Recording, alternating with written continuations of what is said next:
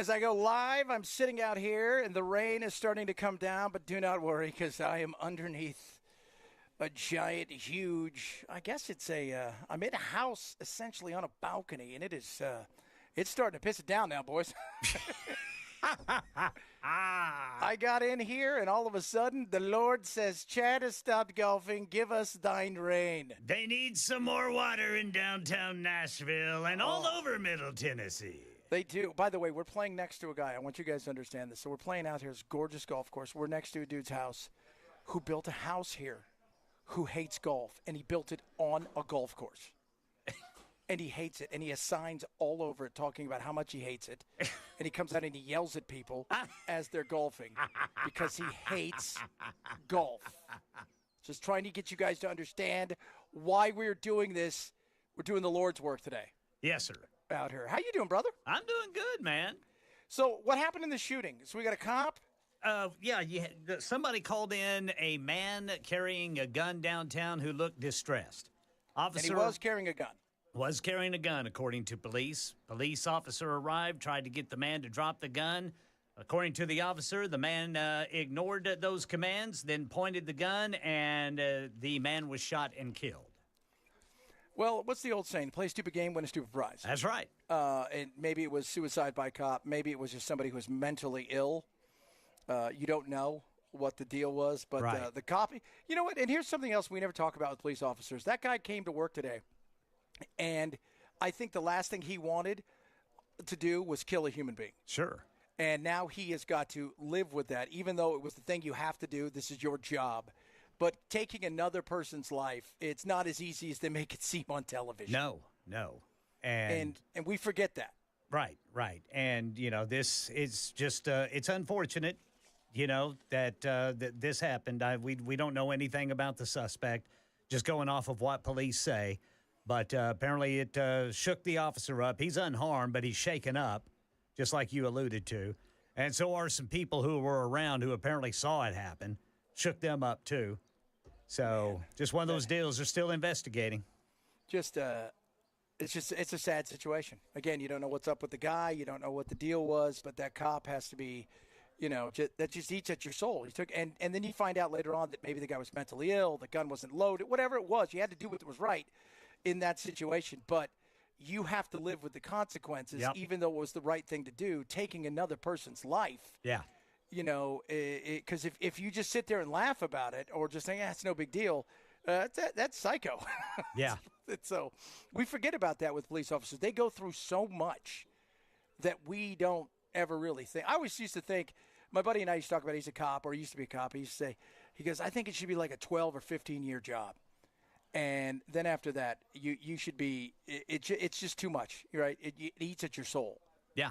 Well, you see the worst of humanity on a daily basis. On a daily basis. You're running into the people on a daily basis that in many cases are going through the worst time and worst situation of their life. Right. And that's a hard thing. Absolutely. That is a hard thing. Is California still on fire? California, it looks like it's smoldering. Some of those fires from last night, still a little bit of smoke billowing. Apparently more protests are planned today. So we'll see what happens today. So my uncle sends me, because he's in L.A., he sends me a whole bunch of, he got stuck on the freeway. Let me tell you about California, and you know this. You live anywhere. I could agree with you on, it doesn't matter what it is. It could be, you're protesting widgets. I don't care. Right. I could agree with you on that up until the point where you decide that the best thing for you to do is take traffic and make it a nightmare. Then anything I agree with, even if I do, I will do everything in my power to battle against you. And if you've never been to Los Angeles in traffic, as bad as you think it is here at Nashville, multiply that by 1,000, even on a day like a Saturday. You think, it's a Saturday. Shouldn't be that bad. It's the worst time. They're all awful. And you've got people that are, you're going to work and you're stuck in traffic, or better yet, you can't even move. Yeah, they couldn't go anywhere. The insanity of that. I listened earlier, I've watched Newsom all weekend. He's, you can come and arrest me if you want. That's what you want. All of you want this because you want to look like you're look at me, I'm standing up for whatever thing that you think you're standing up for. Like, people act like ICE didn't exist before Trump. Yeah, like this is a brand new thing. Yeah, like they came up with it like Trump got in office next day, like, let's get a whole bunch of people and we'll just have them go out and just arrest all the brown people they could find. Like, that's the way they make it. It's not. None of that's real. No. ICE existed. ICE did raids under Biden. They did a whole bunch of raids under Obama. Right, yeah, Obama still holds the record, I think, for the number of deportations. He's the deporter-in-chief. Yeah. That's what his nickname was. And this whole thought that I'm going to burn it, I saw the same thing, which not talked about a lot, which was Minneapolis. Minneapolis did the same thing and tried to close everything down, make sure that it's fascinating that we are working against ourselves to stop something that, yes, you know what, are some people that are here and their only crime is they came across the border illegally, and yes, we can sit here, we can debate the merits of this, that, and the other, of what should we do next with those people. But the reality is you don't even want us to get the bad people out. That's the thing. I'm fascinated by, what do you mean, not even the bad? No, not even the bad people. Yeah. What are you doing? Like, what the hell is that all about?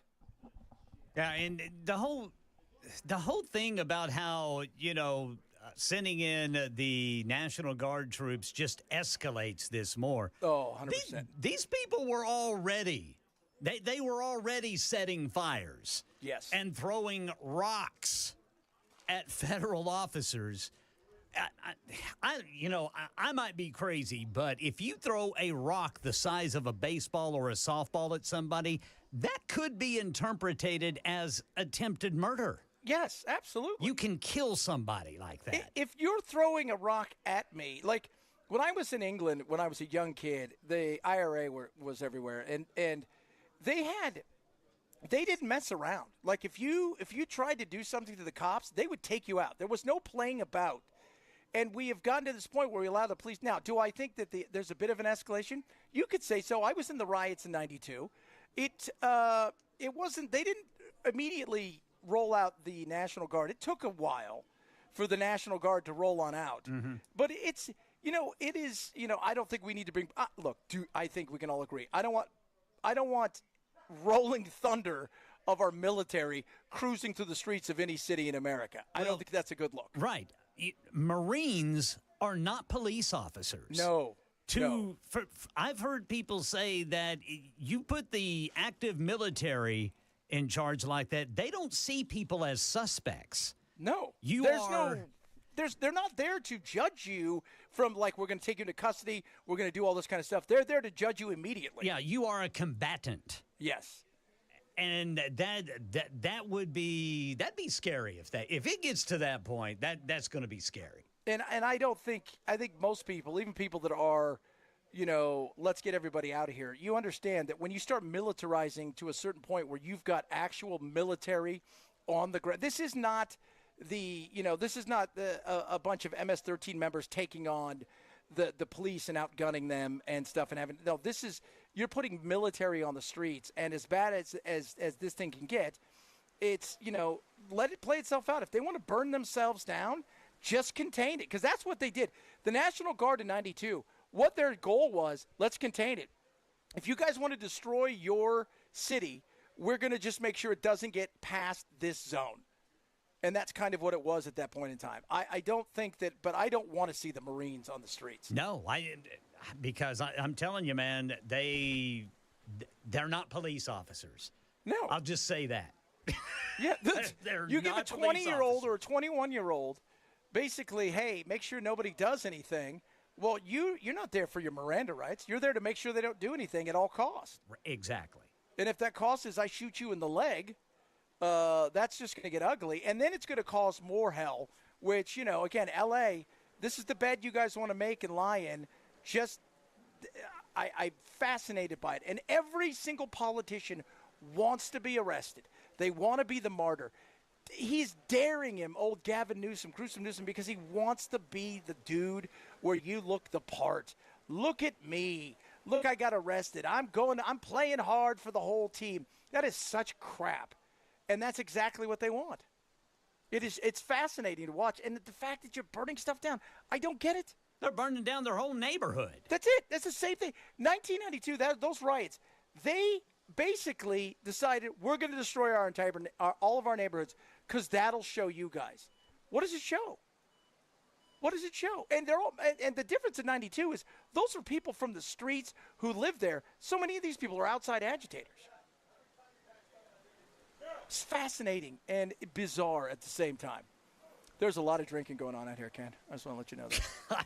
I heard you tell Chris that apparently they were breaking out the vodka at 7 o'clock this morning. So when you go in to get your cart, they've already they had moonshine in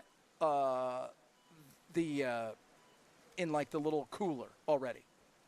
So the moonshine was in the cooler already. So everybody started out with this giant bottle of moonshine. And then they've got bartenders driving around right now who are handing people drinks because nothing says fun like golf and alcohol. So that's what's going on out here. So there's so much stuff to talk about today. How's your weekend, brother? Anything exciting? Nope. Just hung out with the family for an extended period of time, which I like. And then I came back to work. That's nice. We just got a huge pop of thunder. It is pouring out here right now. You better look out, dude. It's raining cats and dogs out there. I'm on the second story surrounded by electricity. I feel like this isn't the best place for me. Yeah, right now there is a line of showers and thunderstorms moving over Nashville right now. And, I mean, it's dumping some rain, popping some lightning, but it's not severe yet. It's not at severe limits. So I heard thunder, or as Chris likes to call that, lightning. Yeah, the lightning round. Which has zero, which to me is absolutely hilarious. I'm like, that sounds a lot like thunder, though, Chris. I've never heard what lightning sounds like, but I think it would be more. That's just me, though. That's just me. A lot of stuff to get today. We're going to try to cram it on. A lot of stuff going on, obviously, in L.A. and immigration. Is this going to come to city near you? Could this potentially land at our doorsteps? Are we next if we get something like this, or did our situation already pass? And because you knew L.A. was going to be a nightmare. And, here's something else. So this weekend, Filiberto's is one of my favorite Mexican restaurants in Arizona. They're open 24/7. They're awesome. All of them were closed because of the fear of ICE rolling through and taking everybody. So I was like, oh, my God. This is – but you know what, Democrats, you did this to yourself. You don't like this? You allowed 12 million people, 11 million people, whatever it is, to roll through here in the last 4 years. And now to fix it, somebody's got to be the bad guy. Just like when somebody's going to go and try to fix Social Security and Medicaid and all that stuff in 5, 8, 10 years when everything hits the fan, that person's going to be the bad guy. But that person's the bad guy because we ignored the problem until the point it became – well, it couldn't be the problem anymore. It was the only thing. There was no other result other than the problem. So, nightmare indeed. A lot of stuff to get to today. Hope you guys are well. I'm out here at the golf course right in the middle of a driving storm that Ken's going to keep me updated on because so far thunder but no lightning. But I am next to a pond on a balcony surrounded by electronics. This has a feeling of something. Maybe I'll be like the Flash. If I get, and all of a sudden I'll be so fast, you guys wouldn't even know it. If you're missing the show, we say shame and you grab the podcast. Happy Monday. It's Chad Bench Show, Super Talk 99.7.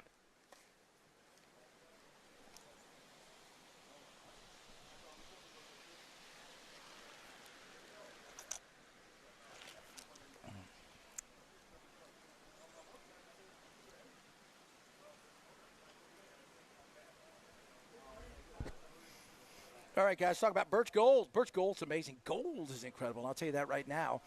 Why gold? Well, with the fear of what may be going on with the dollar, you've got BRICS trying to crush the dollar and get away from it. It is a smart thing to do is to run with gold. Why Birch? Because they're awesome. A-plus rated by the Better Business Bureau. I love them.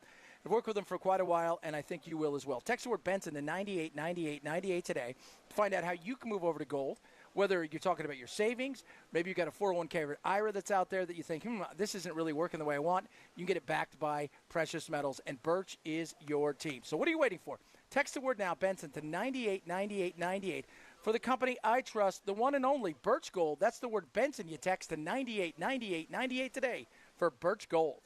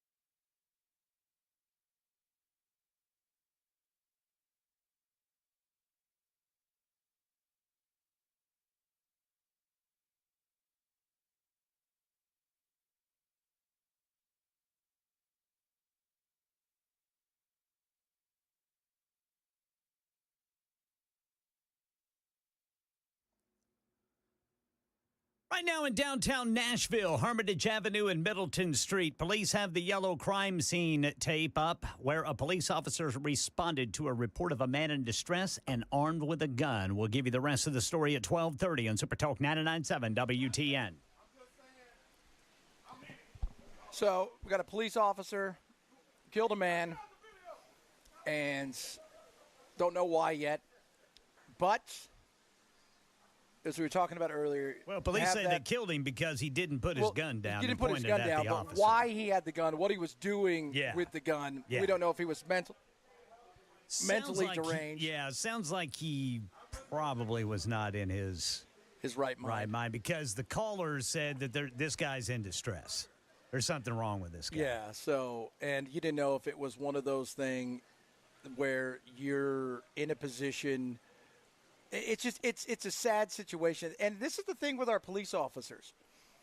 We ask our cops in today's world to be marriage counselors, to be mental health professionals, to be, child services, to be all of the things. And that's not really in their purview. No. No, it's not. I mean, you're going out, and cops will tell you, what's the worst thing to go out to? It's a domestic violence. Yep. Because you never know what's going to happen. And then we're asking them to be counselors when you've got somebody who potentially is mentally ill, on the edge of something, could be on drugs. You got to be a drug counselor, you got to be all of these things. It is so scary what we ask them to do. And we ask them also to be perfect and to make split-second decisions with people's lives and their own and not mess up, which is impossible. It is absolutely impossible. I don't care where you are in the country. I don't care where you are in the world. There is not a perfect person. There is not a perfect officer. They do. And when you go and look at the actual statistics of the shootings and the things that have happened, when you look at the numbers of interactions, it is so small, infinitesimal, where the officer is, it's all because of race or it's all because of this. They get it right so many more times than not. And like we were talking about, Ken, the mental anguish. That guy didn't wake up today going, I hope I get to shoot somebody and kill him. No. His life has changed. That guy is dead. His family's life has changed. All of that stuff has happened now. Yeah, and that is probably the people who witnessed it, their lives have changed too. Yeah, it is. You see somebody getting shot, you see that. It's not like in the movies. No, it is not. It is exactly. It is not the. They don't get shot and just die. Yeah. This isn't John Wayne. By the way, did you watch that John Wayne Genghis Khan movie? I haven't watched it yet. I showed my wife the cover of it on if you guys, we were talking about John Wayne the other day, back in the day when they would use anybody who was a star for any movie, and they used him as Genghis Khan, and all they did was threw brown makeup on him. Oh my God! He's like, "Hey, Pilgrim, it's me, Genghis Khan." Yeah. They threw brown makeup on him and a fake Fu Manchu goatee. I had no idea John Wayne ever did a movie like that. But I'm definitely one of these days going to watch it. You should. It's hilarious. A lot of you chiming in about cops with PTSD. Oh, absolutely. There's a reason they get divorced at the rate they do. There's a reason that they have drinking problems. If you're a human being that goes through what they go through, whether you're showing up, even if it's a horrific car accident, right? And you've got to deal with a dead body, a child, a young person, even an old person, you got to deal with that. Or you've got to deal with the fact that you're showing up in an abuse situation or a domestic abuse situation, or you're dealing with the worst situation around. If you can't, it would be great if we all could say, well, let's compartmentalize. We could just put it over here. You know who does that? Like serial killers. Sociopaths. Yeah, sociopaths. People who can do that and then get on with their life and go to breakfast. And my buddy who was he was in the military, he did several tours. He said it was so weird that you would do a tour, and then he goes, we get some time off, and we come home. And it's like 2 days before, I'm in the middle of a battle, and here I am like 4 or 5 days later, and I'm at Disneyland. It's hard to wrap your mind around stuff like that. Yeah. and all of that stuff is because we're humans. And we forget that. I interviewed a detective one time who he was one of the guys that breaks up child porn rings. Oh. And the stuff that he described that he would have to endure in order to get to the point where you can actually start arresting these people, it's just horrific. You like I said, man, you got to be a special person to be able to do the things that police officers do, especially these undercover guys, man, some of the stuff they uncover. And when it comes to children like that, it's terrible. It is terrible. Well, we got a lot of stuff still to talk about today. I've got Matt standing next to me. Matt, how you doing, Matt? Are you good? Did you have a few drinks? So Matt's going to try to sober up before he comes on the air in a little bit. I don't think the hard stuff's going to come down for at least another half an hour. I keep playing. It is torrential rain out here. In fact, it's raining so hard, I didn't even know if there's thunder. It's so loud out here. We're broadcasting live in the middle of a hurricane, and it's Chet Bench Show, Super Talk 99.7.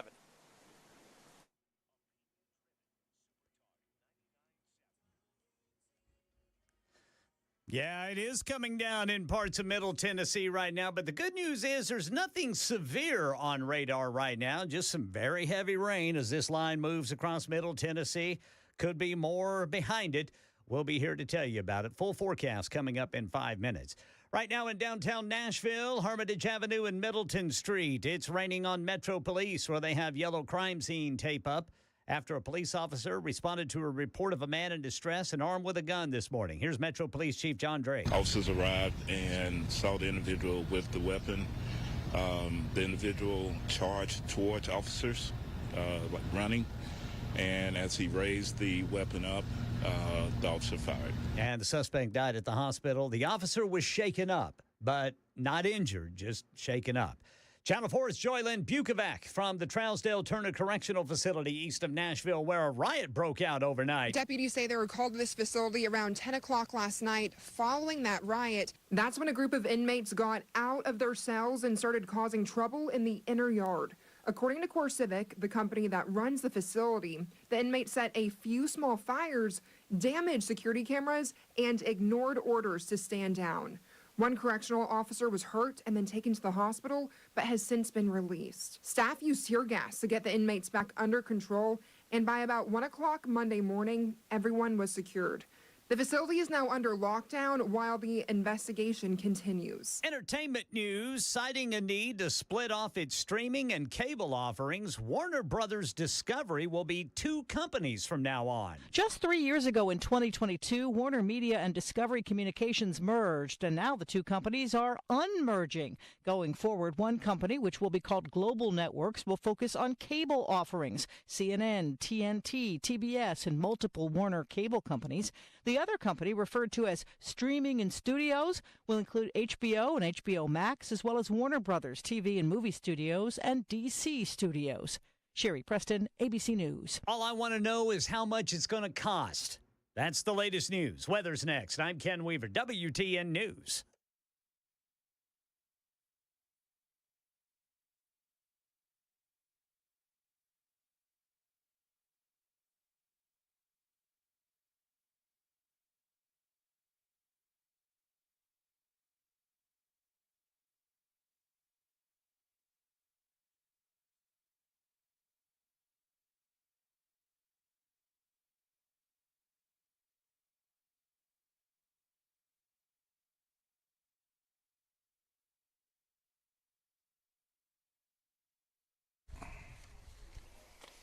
All right, guys, talking about Busy Bee Plumbing, Heating. I'm supposed to be out there playing with them today, but the rain is torrential. They're my boys, and I tell you what right now, Busy Bee's amazing. And if you're thinking to yourself, what can they do for me when it comes to HVAC, when it comes to plumbing, everything. Got great deals going on, and right now they'll get you out to the beach.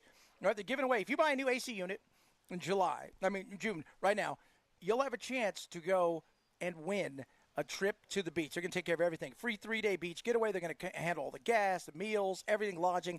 And winner's going to be announced on Facebook Live. So you got to buy a new unit this month. They got tons of great deals on everything from drain repipes to video drains to when it comes to your ducts and cleaning. And right now, 2-for-1 when it comes to your Beehive membership. So call them today if you got anything, any issue whatsoever. Busy Bee's got you covered. Period. Case closed. End of story. They are the best. I trust them better than the rest. Call 775-7833, 775-7833, or visit busybehvac.com.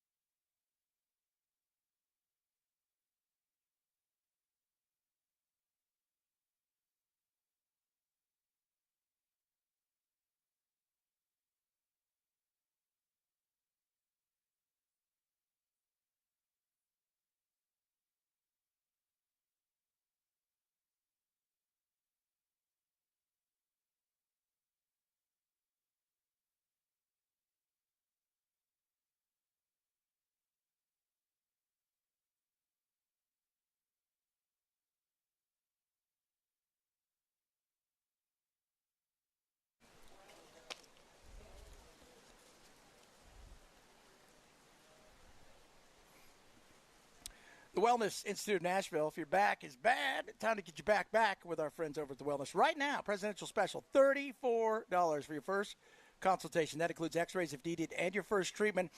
They tried to get the president 34 plus times. Guess what? He got it. That's right. Part of the big 47 right now is $34 for your first consultation. And Dr. Mitchell, Dr. Ashley are going to take care of you. They're absolutely amazing, the best of the best. They're years of knowledge. They're trained all over. They understand getting your back in ways you cannot believe. So if you struggle and you think to yourself, I'm never going to get my back, guess what? You'd be wrong. You can with the Wellness Institute of Nashville. So what I want you to do, call them today. Take advantage of the presidential special, $34 for your first consultation, $34. That includes x-rays if needed. 615-246-5009, 615-246, or check them out online at painisbad.com.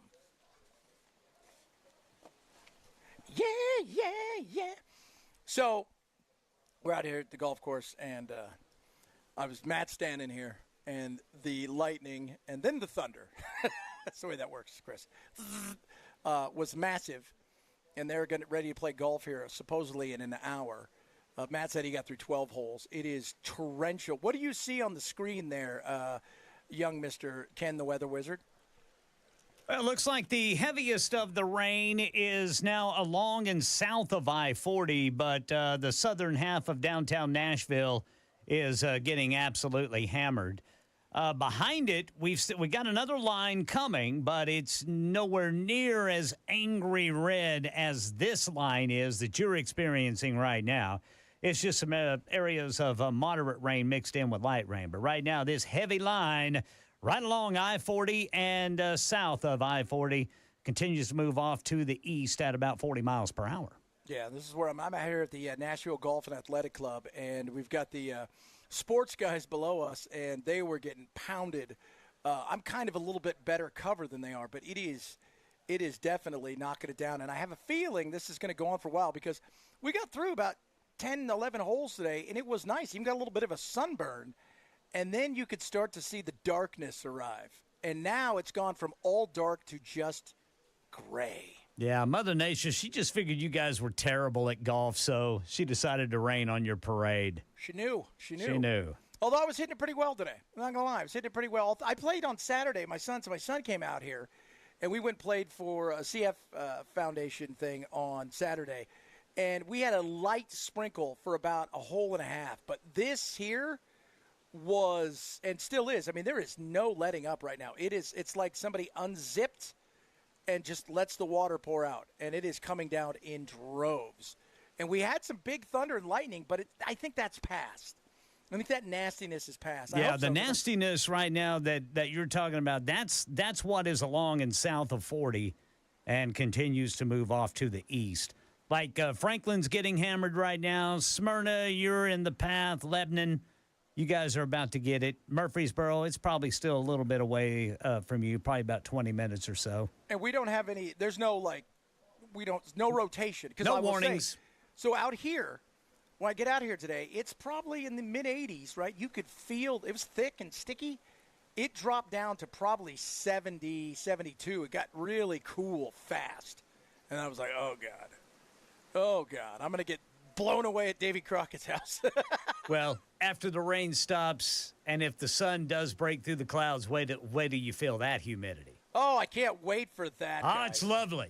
Oh, I love it. So several of you are hitting me up about what was going on in L.A. Do you think, oh, L.A., we should just wall California off? Here's the problem with that. It's the fourth largest economy on the planet. That's how crazy good our world is. Now, that's basically 400 people and businesses that handle that. That is huge. That is absolutely massive when it comes to the economy. And, no, California, it used to not be crazy. It's interesting, too, when you think about, because you don't really get the same kind of lunacy in New York, right? You don't get this. You don't get the same, even in San Francisco. L.A. is a different place. When I remember the riots, because somebody said, they should hire Koreans for the roof. Because if you guys didn't remember 1992, do you remember that, Ken, the Koreans that wouldn't let them attack their stores? I do. Yeah, those guys were no joke. No. They had served in the military. They had served in war, and they were not going to let them get anywhere close to taking their store down. And it was crazy. This is the outside agitator thing. It's interesting as I watch the whole thing break down, because I'm thinking to myself, man, this is all some of these people do. They go somewhere, they wear their keffiyehs, they put the things on their face, and they throw a fit. They're trying to get the cops to do something. They want that reaction. Yes. And the cops have come out and said, look, if you're burning stuff, you're going to answer to us. There's other stuff, though. When the federal government's here, we have no say in what they do, because that's what it's all about when it comes to immigration. Immigration is the one thing that the federal government has absolutely all power on. I mean, there's a few things. I mean, obviously war and stuff, but when it comes to something like this, this is it. This is what they're about. So the president has a huge leeway. Now, I'm still a little murky about, I don't think we should be putting the Marines anywhere. I find that a little scary. Even that for would somebody be something. Could you, and even now with him taking over, because you guys don't know, the National Guard, that's the governors should be running the National Guard. And they're saying he can't deploy the National Guard, even though he has, that he's taken some small little thing. But this is what both sides want. Both sides want this kind of battle. In particular, the left, they love this because it's a mess. It's absolutely a debacle when it comes to what's going on with immigration. And immigration has been a mess for, let's see, I'm 54. It's been a mess for 54 years and probably beyond that. And now we're at a point where it isn't going to get any better anytime soon. And if you want to get rid of people, if you want to get them gone, stop going after them. Go after every employer that's out there, and you watch what happens. When you take away their funds, they will leave on their own. But you got to crack down hard. You do. You got to crack down hard. And I don't know if we have the people that are willing to do that, because for many years, both the left and the right have turned a blind eye to illegal immigration. And I'm reading about, these guys are saying they were coming to Home Depot. They were coming to, because we would get that when I was younger. We'd get some of that. We'd get the La Migra. And they would show up at a Home Depot. They'd show up somewhere, and they would get some people. But it wasn't like it is now. And it has become this absolute battleground. And it's going to continue to be that way. And it's what the left wants and the right is leaning into. So get ready for that. Terry Moran, somebody said, your friend Terry Moran. I don't know Terry because he's at ABC News. The thing he tweeted out this weekend was awful. ABC News has suspended him. And that is, I don't know what you were thinking. Yes, I'm not doing my show in the shower. So, but there's big lightning. So for those of you who don't know, I am at the Nashville Golf Club and Athletic Club. We were having a big event here. Both Matt and I were out golfing in the morning round. We got through about 12 holes. I had to do my show. Matt should still be out there.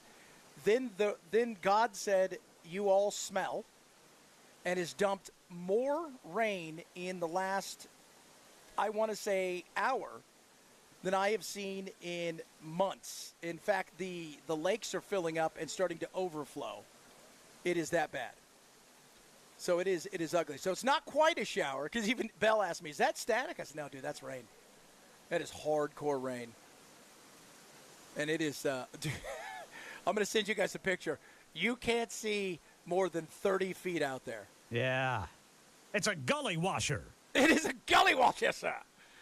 It is an absolute gully washer. It's to the point now where, like, I'm watching people try to drive, and it is, you're like, oh, this is going to be interesting. It looks like your car can't even get through some of these areas. It's crazy how fast. We talk about it, guys. Nature will mess you up. Nature is a no-play, no-joke place. Whether it's animals you want to pet or stuff like this, sometimes you just go, you won today. You won today. So I'm not in there. Terry Moran is a Trump hater. Yeah, a lot of people are Trump haters.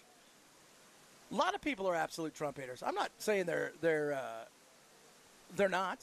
I just can't believe this guy put that in writing in that way as a reporter. Who does that? Terry Moran. Terry Moran. Like, what happened, dude? That you would do something like you're in. What do you do now? Because unless you're going to go report on horseback riding or do the feel-good stories, your political situation now is screwed, and that was your jam. Yeah, credibility's gone. Yeah, credibility. It takes a lifetime to build that credibility and a second to ruin it, and he did. And it was absolutely, he called Stephen Miller a world-class hater. Like, maybe he is, but you putting it out there, that's not for you to decide. Exactly. Your job as a reporter is to give us the who, what, when, how, and how. Just tell us what's going on. Your job is not to tell us how we should feel. But apparently they've been battling it out for a while there, which I get, the working at the inside of the press pool, I'm sure is a battle. And anybody, Trump battles with all of them. And by the sounds of it, Terry Moran and the Trump people have had a battle. But you've ruined your credibility now. I can't, anything you report, even if it's good on Trump, I don't know if I believe it, because I think now you're overdoing it. You've gone and you've made a decision to make it even more so. So, no, you blew it. You blew your chance, and this was your job. You were the White House reporter. And they're like, pending a further, investigation, he's suspended.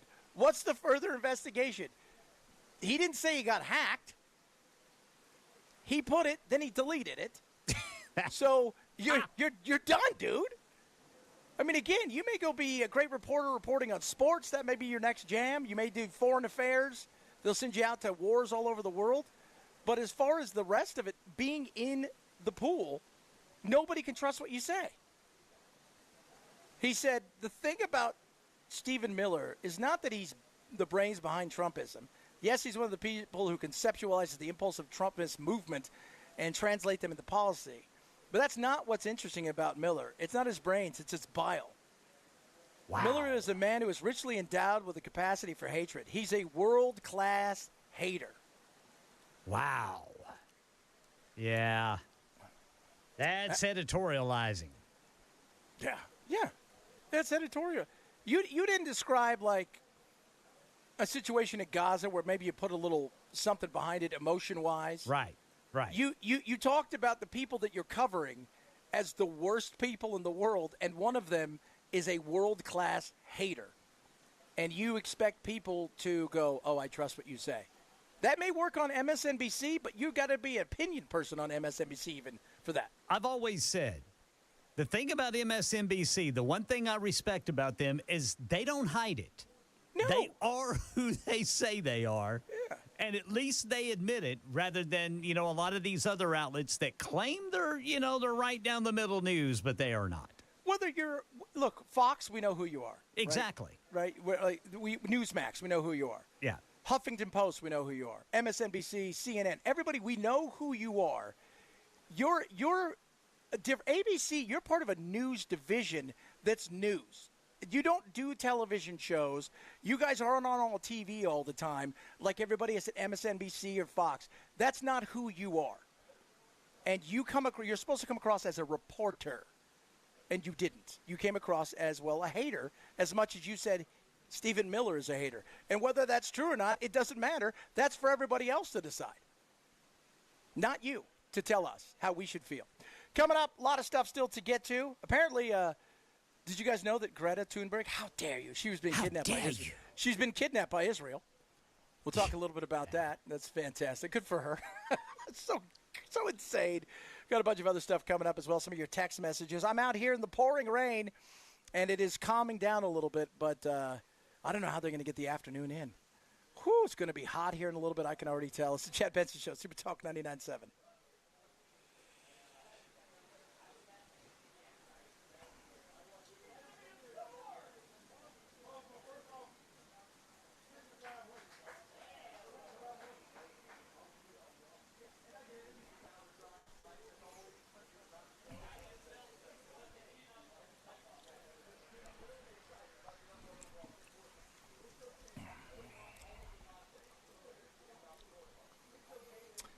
So, Rough Greens, ruffgreens.com. Vitamins, minerals, probiotics, omega-3, 6, 9, all this incredible stuff packed into an amazing supplement that you give your dog on a daily basis. Your dog going to love it. All right, it's going to help your dogs with their aches and pains of the joints. It's going to help their dogs when it comes to their body, their fur, their skin. It's going to give them tons of energy, and it's going to help them with their heart as well as their immune system, which is great. Now, I want you to try a Jumpstart trial bag of Rough Greens today. It's not going to cost you anything but a few bucks in shipping. It's a $20 value. You get it for free. You can do this by going to ruffgreens.com. That's ruffgreens.com/Chad. Use my code Chad. ruffgreens.com/Chad. Grab yourself a Jumpstart trail bag, a $20 value. One scoop a day of the best supplement in the world is going to change your dog's life. It's going to keep them away from the vet. It's going to save you money. It's going to get them feeling better. ruffgreens.com/Chad.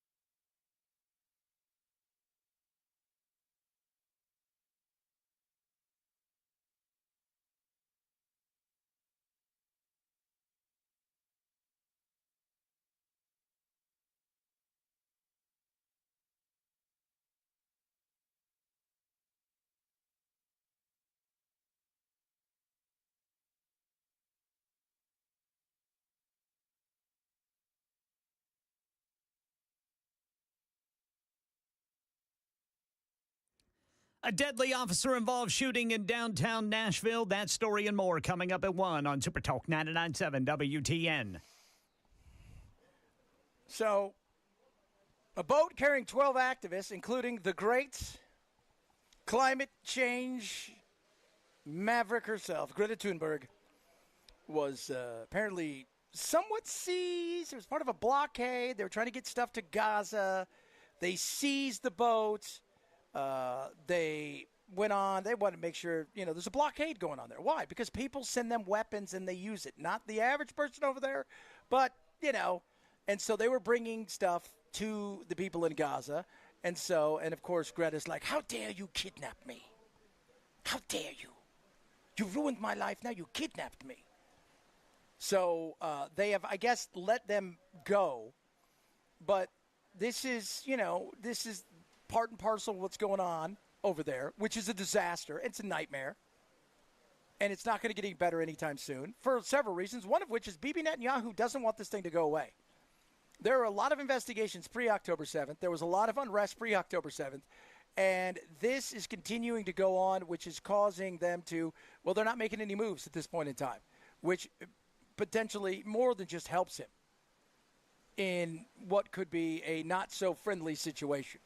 So as much as they're not interested in, Hamas and finishing this anytime soon because they recognize once they're done, that Bibi is just is in somewhat of a situation as well. But this is the Freedom Flotilla Coalition. I had a tortilla earlier. Oh, my Lord. Did you guys hear that? Woo! The Lord is stomping about right now. Sounds like Brother Chris Hand's lightning round. It does. I'm just going to say this is the lightning here was a little close for my call. So you saw it, did you? Oh, yeah, the whole sky lit up. It's one of those ones with all the skies lit up. I haven't seen the bolts come down yet, but it's getting funky again. It went really gnarly. Then it stopped for like 5 minutes, and then the minute the mic went back on, it came down.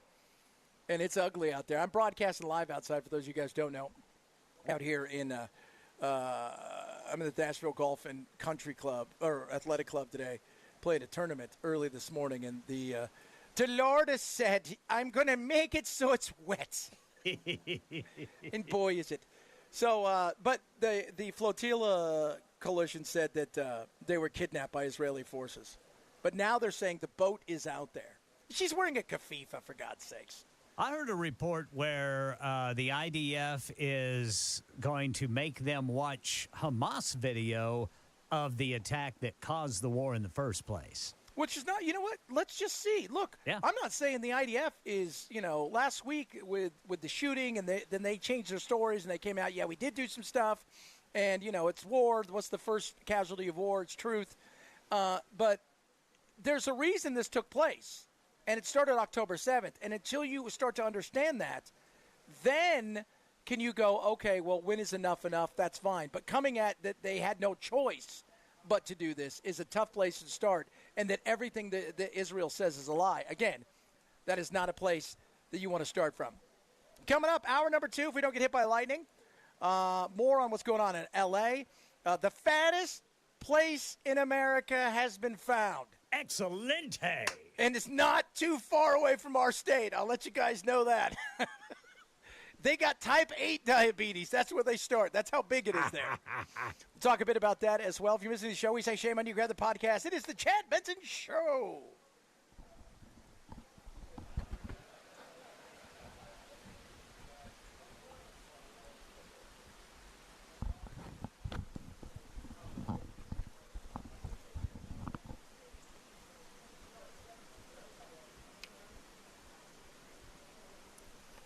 One o'clock on the dot. I'm Ken Weaver with your top stories. And that rain out there still heavy in places, especially the line. It is staying together now. It stretches basically from Lebanon all the way back to just north of Lawrenceburg, dropping very heavy rain on Franklin, Smyrna, Lebanon, Murfreesboro. You're in the path of this. Then behind it, we've got some more rain, not as active as this line, just some light to moderate rain over Dixon and some other areas along and north of I-40. But it looks like it's going to rain for a while here in Middle Tennessee. Full forecast coming up in 5 minutes. Right now in downtown Nashville, Hermitage Avenue and Middleton Street is where Channel 4's Dryden Quigley reported from the scene of a fatal officer-involved shooting. One man is dead after he charged at an officer with a gun earlier this morning. Now, police just wrapped up a press conference when they told us a man was walking here up Hermitage Avenue looking very distressed with a gun. They got that call and sent an officer out to the scene. When he got there, he says he asked the man multiple times to drop the gun, and he didn't. The man then charged at the officer who shot him. He died at the hospital. Now, that officer was unharmed but shaken up, but he's going to be okay. Returning to the White House today from Camp David, answering reporters' questions about the immigration riots in L.A., President Trump. People that are causing the problem are professional agitators, they're insurrectionists. Trump seemed to back border czar Tom Homan's threat to arrest Governor Gavin Newsom. I like Gavin Newsom, he's a nice guy, but he's grossly incompetent. Everybody knows. Newsom announcing a lawsuit over President Trump sending the National Guard into L.A. without the governor's approval. Meanwhile, Jonathan Fahey, former director of ICE in the first Trump administration, was on with WTN's Dan Mandis this morning. He was with Kilmar Elbrego Garcia in a Nashville federal jail cell waiting for his first court appearance on human trafficking charges. They asked, should we expect more deportees to be brought back for so-called due process? I don't think so, because, I mean, his case was, part of his case was, that immigration judge withheld his removal even after ordering to deport it to El Salvador. So that might have put him in a different category. But I know there's going to be some judges that try to bring some of these people back. But I think generally probably no. Right now in Middle Tennessee, the TVA sending out representatives to visit John Rich over his opposition to how they're approaching Cheatham County property owners about their plans for a new methane plant. This person's committed no crime. There's no warrant. They just show up, but they show up 10, 12 vehicles deep. They've got men with guns, bulletproof vests standing out in the yard. You talk about intimidating. I mean, almost like what the ATF might look like. Rich says he'll wage war against TVA until they stop intimidating people to gain access to their properties. That's the latest news. Weather's next. I'm Ken Weaver, WTN News.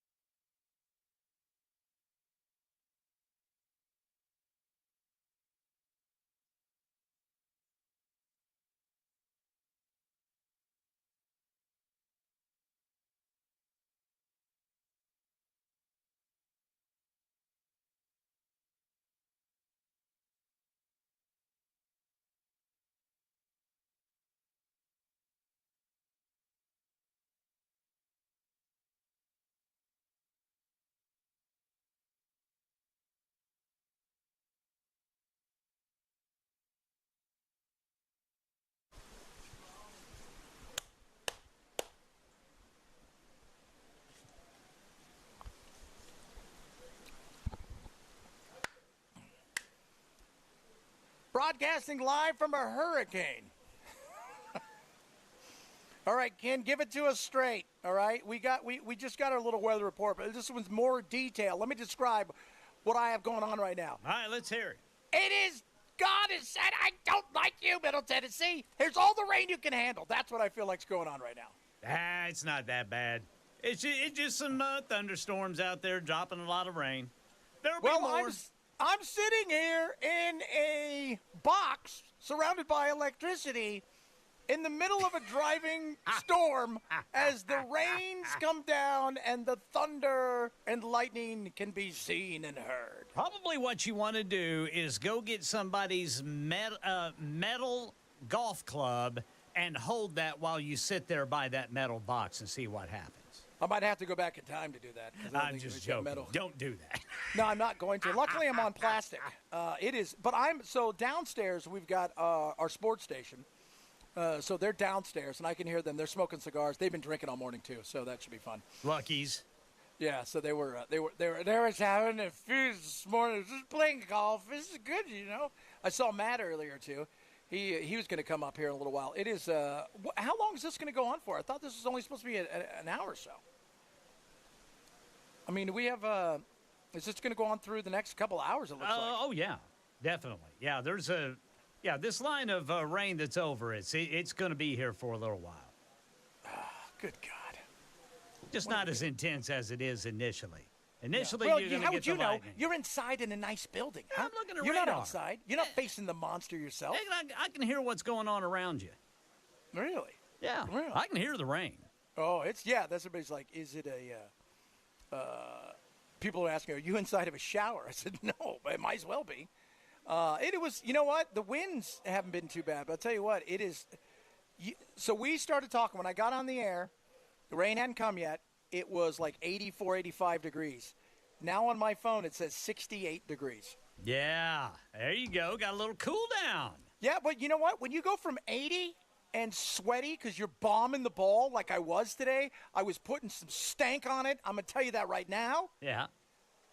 And I'm sweating, and then I get up here, and there's the wind and the rain and then the 20-degree drop in temperature. You know what you feel? You feel that, sir. You feel that is what I'm saying. Speaking of feeling stuff, now, Abrego Garcia, is he in Tennessee right now? He's in Nashville. Fantastic. Did he get here for downtown. CMA Fest?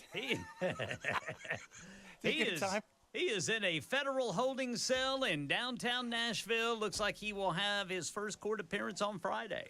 I was watching, I don't know if you saw, because you and I are always goofing around TikTok because you're looking for great recipes, but you come across all these people that were celebrating because they didn't read past the headline. Right. Of Kilmar Abrego's coming. He's coming home. They're bringing him home. He's coming home, guys. This is it. Trump can't win. And then they never read past that. And then you just go and you just look at the comments. And what does it say? Oh, yeah, he's coming home because of the whole thing where, I don't know, he was trafficking human beings.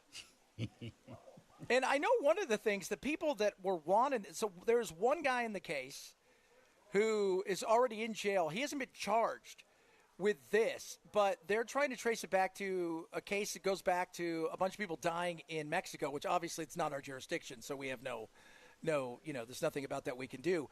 But, like, these are serious charges. Like, this is no joke. I mean, human trafficking is a very serious charge. If you've ever been charged with that, let us know on the old text line. I mean, he's looking at, like, it is.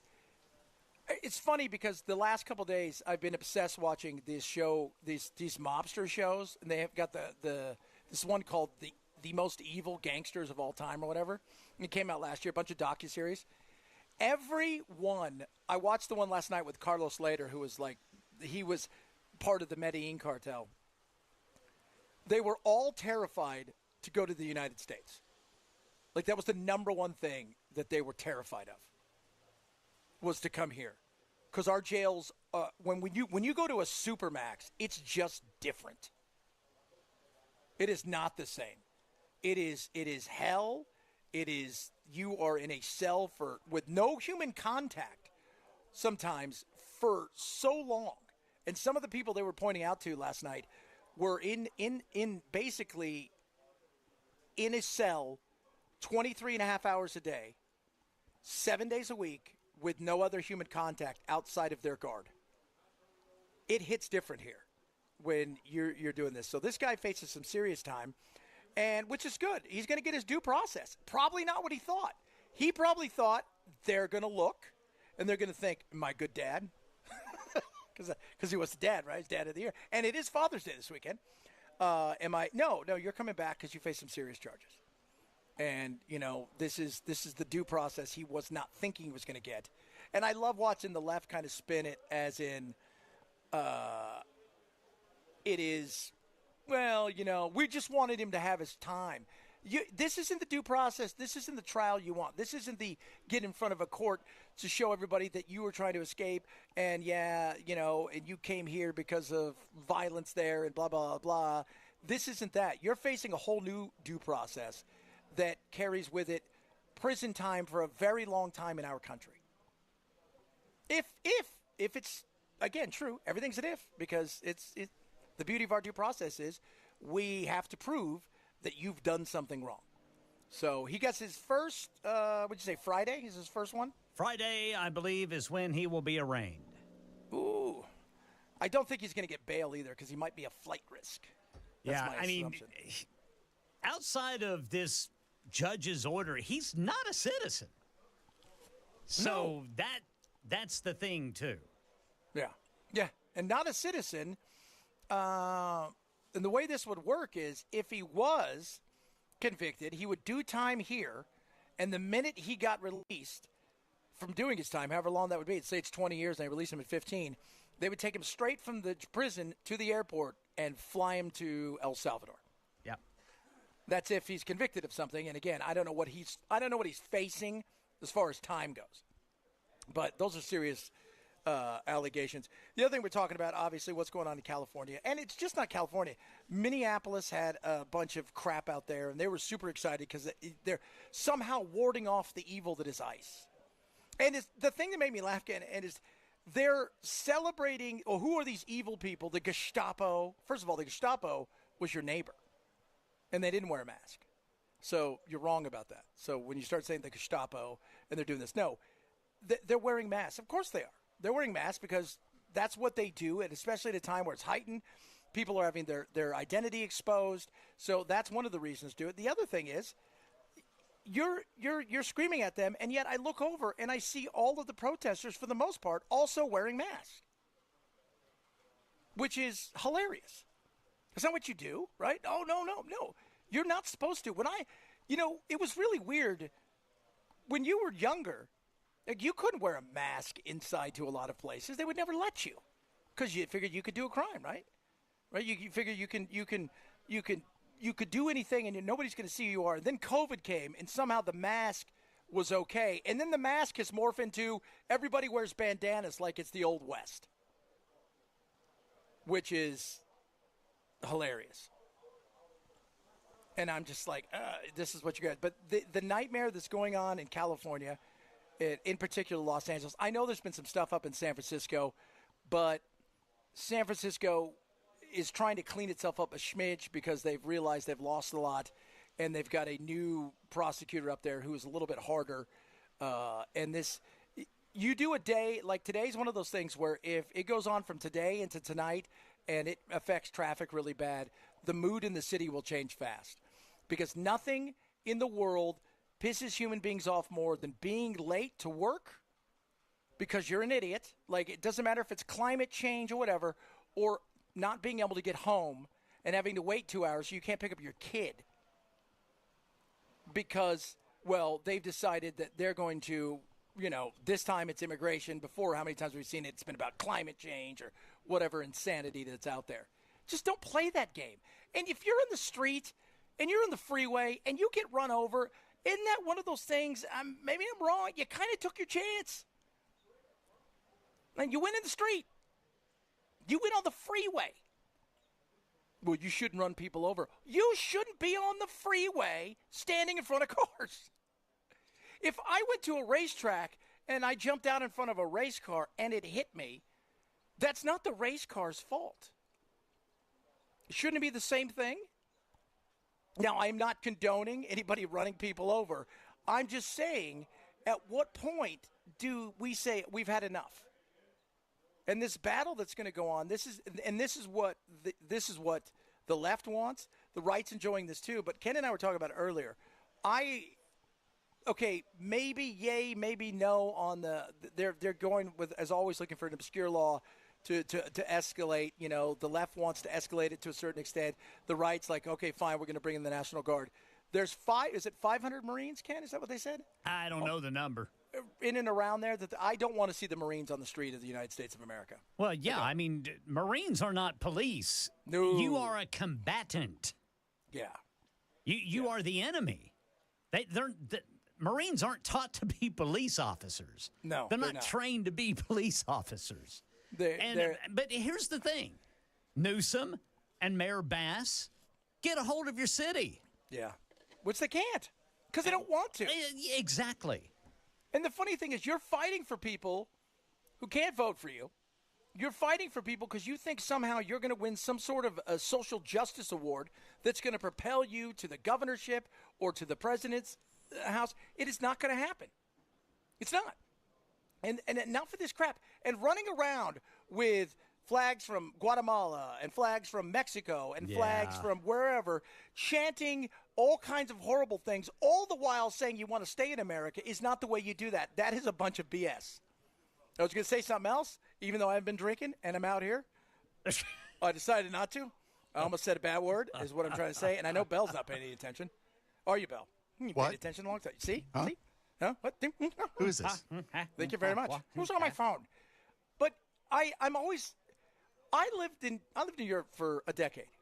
If there was riots in the street and people were pissed about something, the last thing I would do was take an American flag and run up and down the streets of London or anywhere talking about how crappy England is and how great America is. But by the way, can you let me stay here? I've never understood that. I have never understood that. I've never, ever in my mind understood how is it you can want to be here, how you can hope that you can be here, how you can think, oh, God, please let us stay, and do all of those things. And the entire time you're doing that, you're doing it with, I saw it in Dallas about a month and a half ago. They're running around. They're throwing a fit. They've got flags of Honduras and Guatemala and El Salvador and Mexico. And I'm thinking, that's not what you do.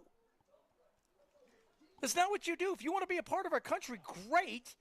Do it legally. Let's find out who's the bad people. By the way, help us expose who the bad people are. That may be a helper for you. But while that's all going on, don't be celebrating where you came from as if it's the greatest thing in the world, all the while doing everything you can to escape it. But who are we, right? So ridiculous. Happy Monday. We are out here at the Nashville Golf and Athletic Club. So we're broadcasting live. I'm on the second story. There's a house to the right of us that has a guy who hates golf that built a house on a golf course, and he has all these QR codes up. And if you go to the QR codes, it's like for lewd language, like they make it seem like you can report it. It's just a dog taking a poop on the golf course. Because yes, that's what's it. But we're also, Davy Crockett apparently is buried here, or his family's buried here. So all the headstones, because it's a golf course with a graveyard in the middle of it. But it is incredible up until the point that the giant, huge storm rolled through and ruined everybody's day. Coming up, a lot of stuff still to get to. The fattest city or county in America. We have, good news, Tennessee, we're not on this particular list. Middle Tennessee, Southern, Northern, Eastern, Western, Northeast. We're not on this, but there is a place not too far from us, within driving distance, that, how should we say this? If we put them on Guam, it might tip it over, is what I'm trying to tell you. Talk about that straight ahead. Chad Bench, Super Talk 99.7.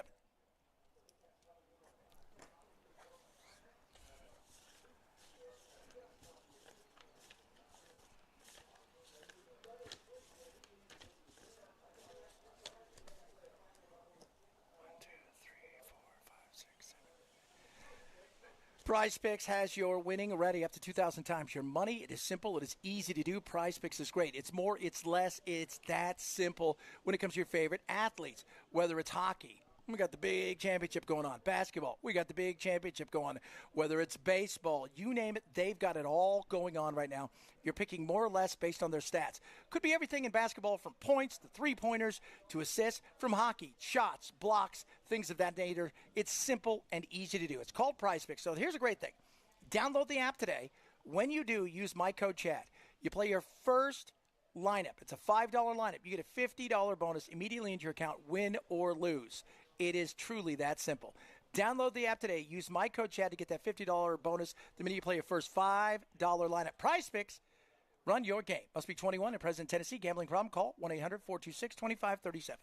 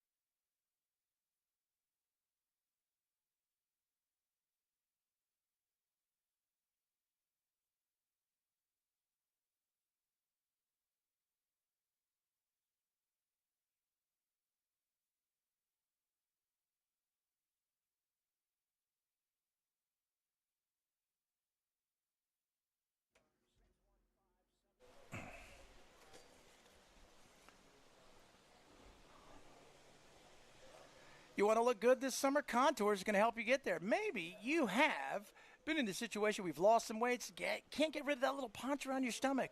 So, fellas, ladies, this is what I'm talking about. Losing inches with our friends over at Contours. It's never been easier. We can eat right, we can exercise, we can do all the things, but still, there's that moment where you're like, I can't seem to get rid of it. Contours and Cool Springs is going to help you get there. You're guaranteed to lose 2 inches, or your first treatment is free. It's non-invasive, doesn't hurt, and the results are instant. I've gone through the process. It's amazing. Ken and the entire crew over at Contours take care of you like there's no tomorrow. You're going to feel amazing. It's very relaxing. No pain.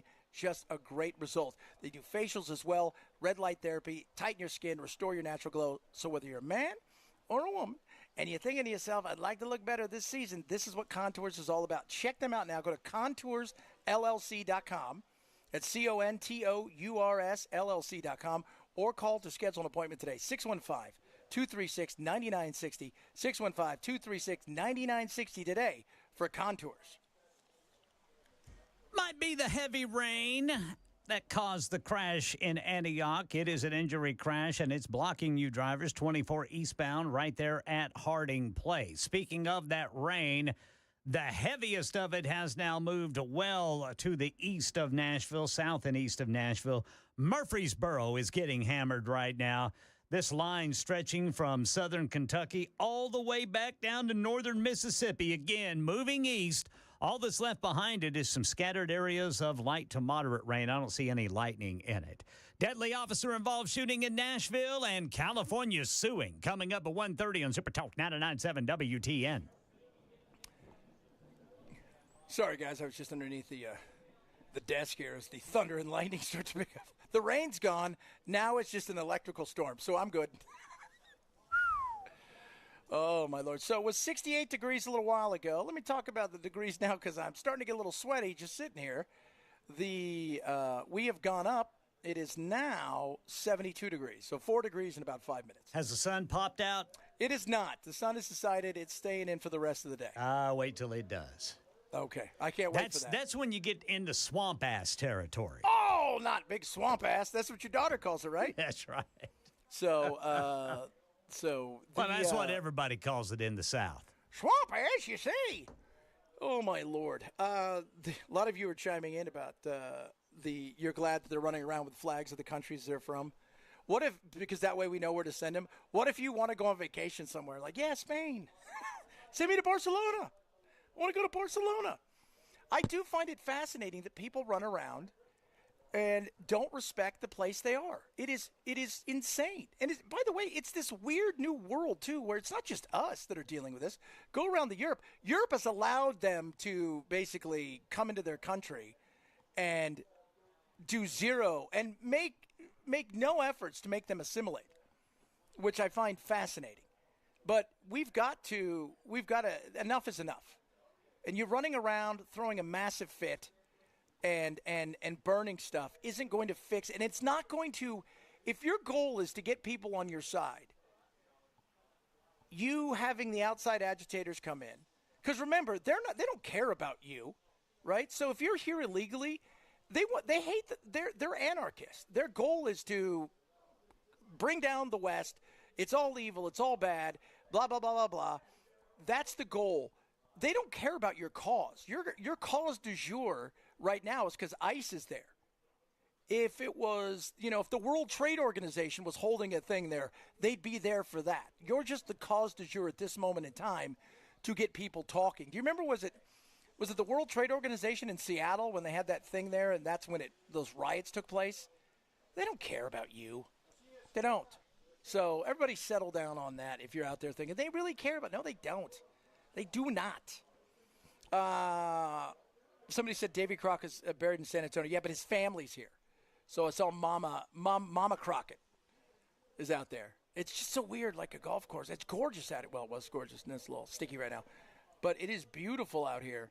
But like right in the middle of, that separates the holes is a graveyard. So, and they were not helping me with my closest to the pin shots until the 8th when I got it 2 feet from the pin, so I might win something. I don't know when I'm going to win. I want to talk about how fat this county is because it needs to be talked about. And this is, we joke always about like we're going to go to FatCon. We are. And stuff like that. But the seriousness and the cost of obesity in our country, we can't understate that. Like us as a species, we are eating ourselves to death. There is a county where if you're morbidly obese, you may be the fittest person in that place. I mean, it is incredible. Out of the 3,140 counties with comparable statistics, this one is far and away the biggest. And it is not even close to how many people have diabetes, how many people have had heart issues. And we have to have a serious conversation about it. So we'll talk a little bit about that.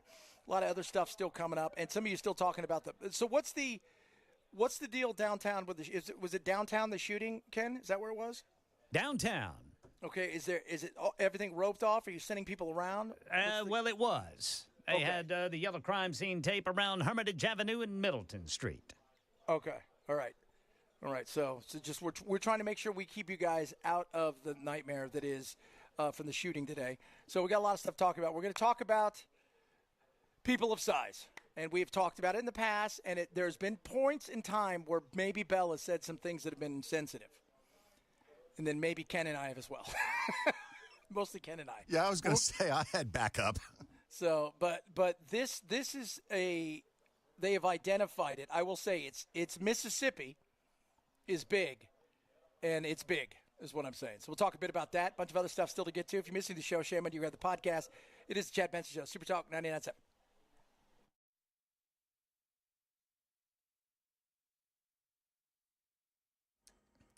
.1:30 on the dot. I'm Ken Weaver with your top stories. Yeah, that line of showers and thunderstorms have packed quite the punch, has moved well off to the south and east of Nashville right now.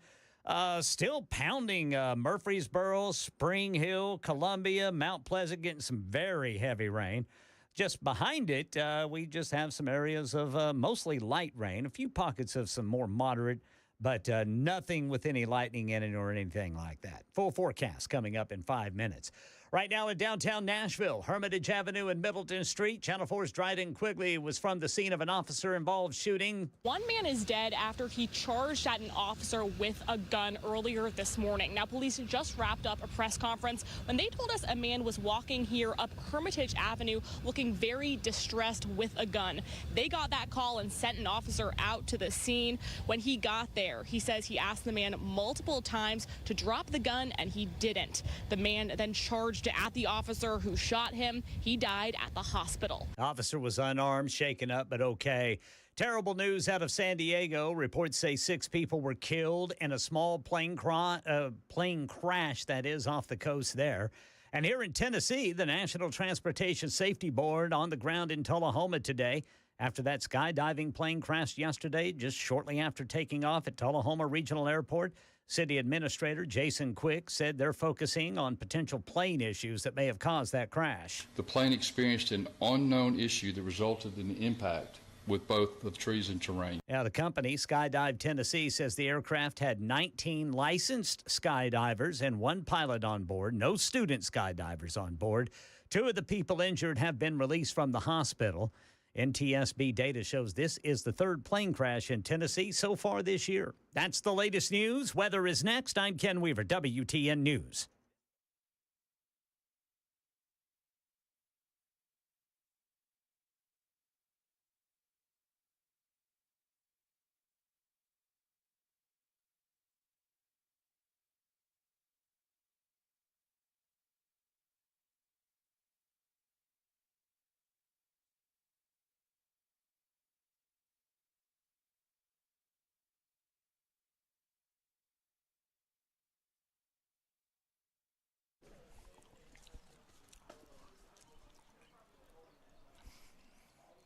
Retirement Ready Toolkit, my friends over at Beacon have it ready for you.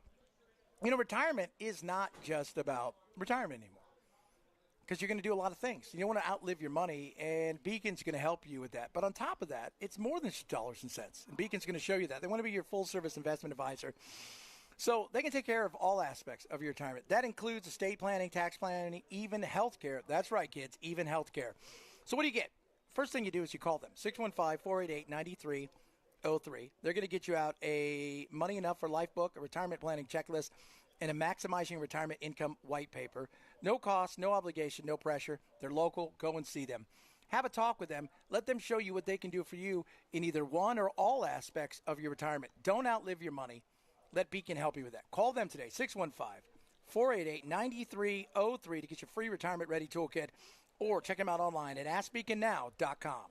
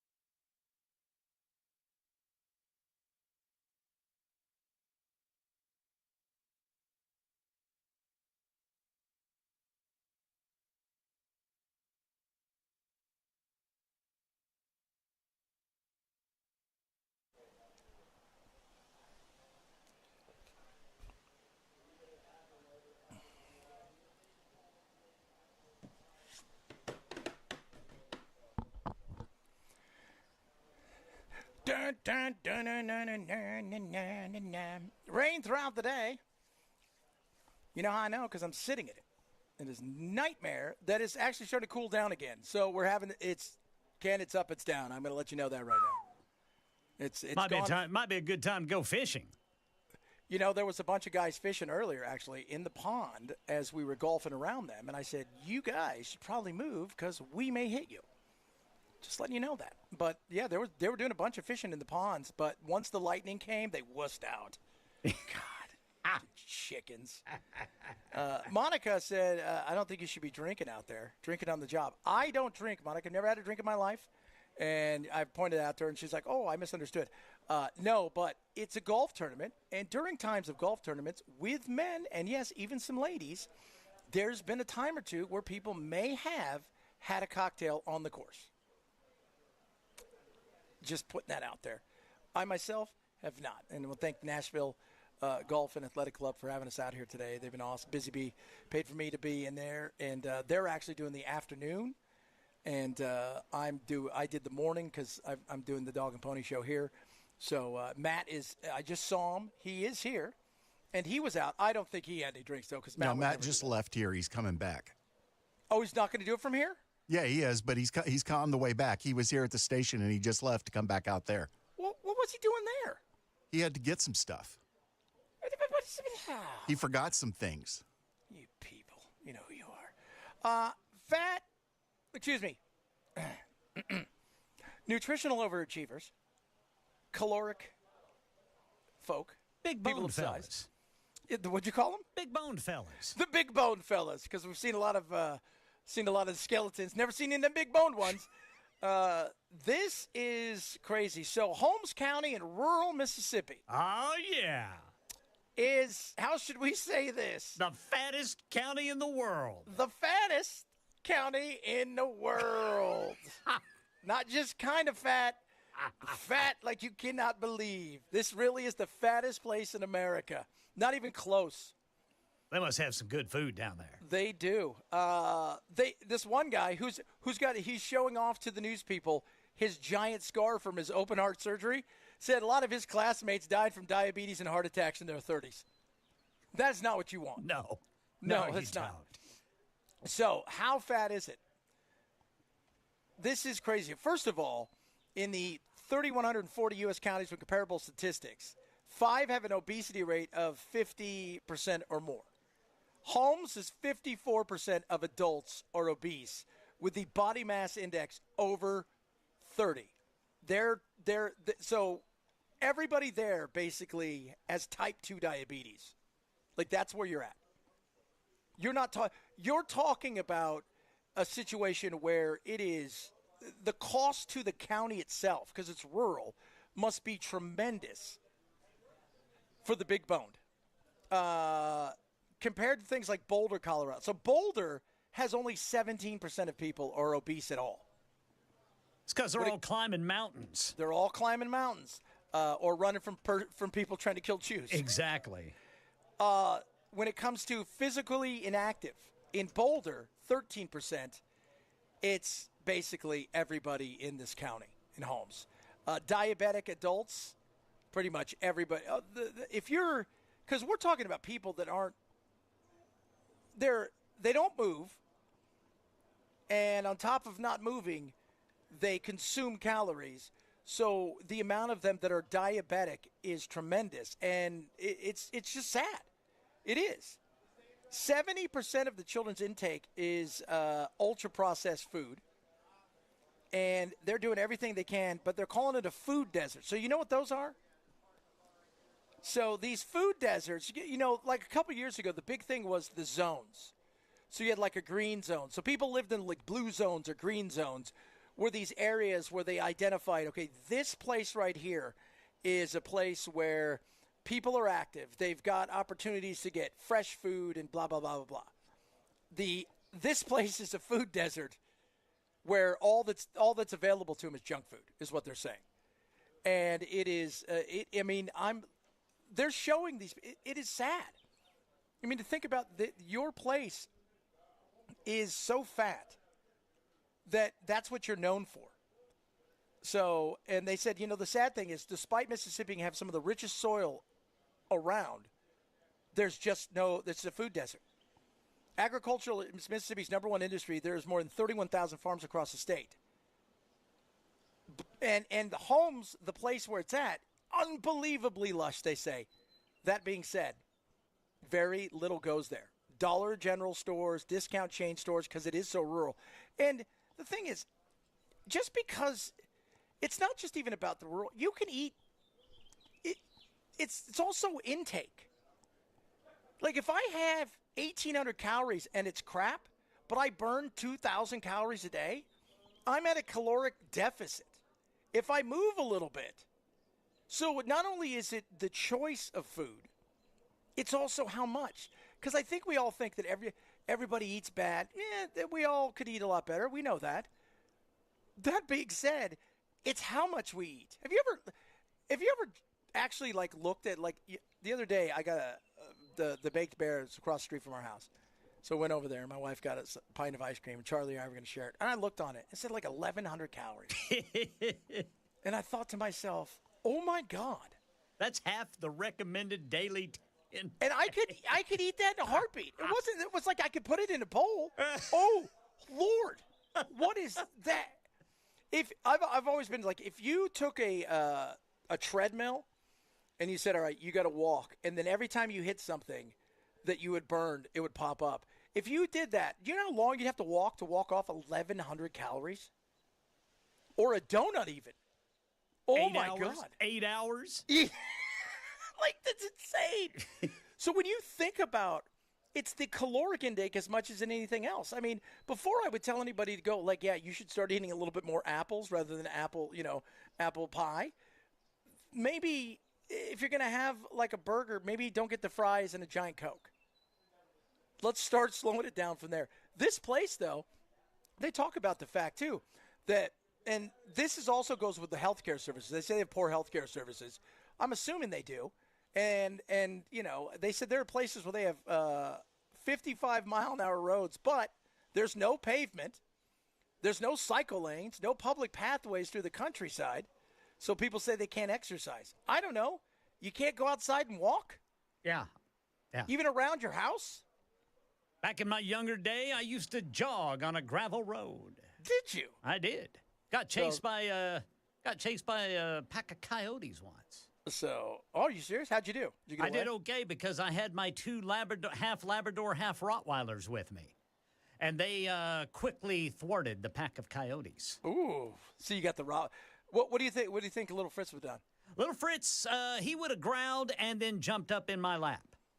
So that is, as you do. He'd be like, hey, I picked a fight for you. Good luck. This will be good. Now pick me up, Daddy.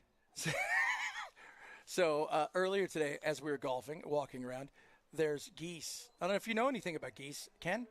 They're not friendly. And they drop a lot of poop. Well, they also had babies. Oh. So one of my balls went over there, and they came at me and start hissing because the babies they went. Yeah, they do that. So then I fought them, and let's do it. Oh, no, but it's but like you said, it's not hard. You can run on gravel. You could go outside for a walk. Okay, what are you saying? That your house is in front of the street? There's nowhere you can go, or the dirt road? Yeah. It's about making choices. I mean, you can do workouts in your living room. Absolutely. Right? You could sweat to the oldies. Although I would say some of you maybe let's start low impact because I don't know if we have enough of the defibrillators to do this. But here's something. I bet you go and look at the amount of time people are off work, the cost to the county for the services for people being overweight, probably get close to bankrupting that county on a monthly and yearly basis. You can't have that much diabetes and have the county take care of it and not think that it's not going to cost you. And it's preventable. Kathy said she lost 40 pounds last year. Awesome. No exercise, little to no exercise, eating right, and there you go. Yep. Yeah, when you're 21, when I was 21 and I'm running around playing soccer, and I was jogging 5 miles to the stadium before I do a 6-hour workout with the team. Yeah. You know what? I can eat whatever the hell I want. Absolutely. Well, soccer, Man, you're running all the time. All the time, You're yeah. constantly running. Your 90 minutes, you're probably going to do anywhere between 7 and 10 miles. Yeah. And one of the coaches I trained with, his thing was, you're going to run 10 miles a game, or 10 to 12 kilometers a game, whatever you choose. So if you would have, if they're keeping tracks on you, it's way better now than it used to be. But if you ran 7.5 kilometers, he would make you go out and run the next 2.5 kilometers to get to that 10. Just to get to it. Just to get to it. So, but it was always a go, go, go thing. When you're young, you can do that. But now our young kids are so sedentary.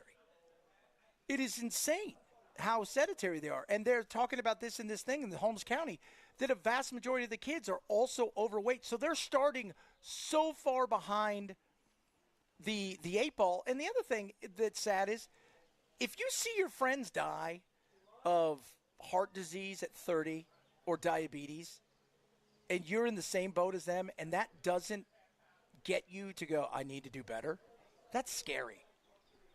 That is. Won't happen to me. So, no.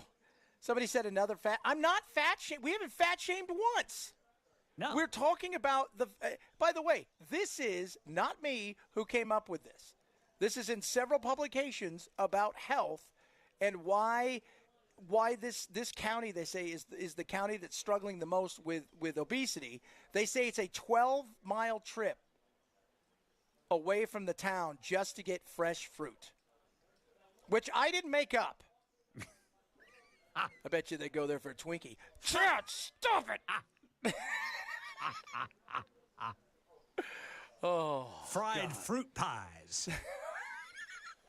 Let's just keep blaming it on Bell. This is all Bell's fault. These are the stories he gives us every day. Just this is Bell after this, Bell after that.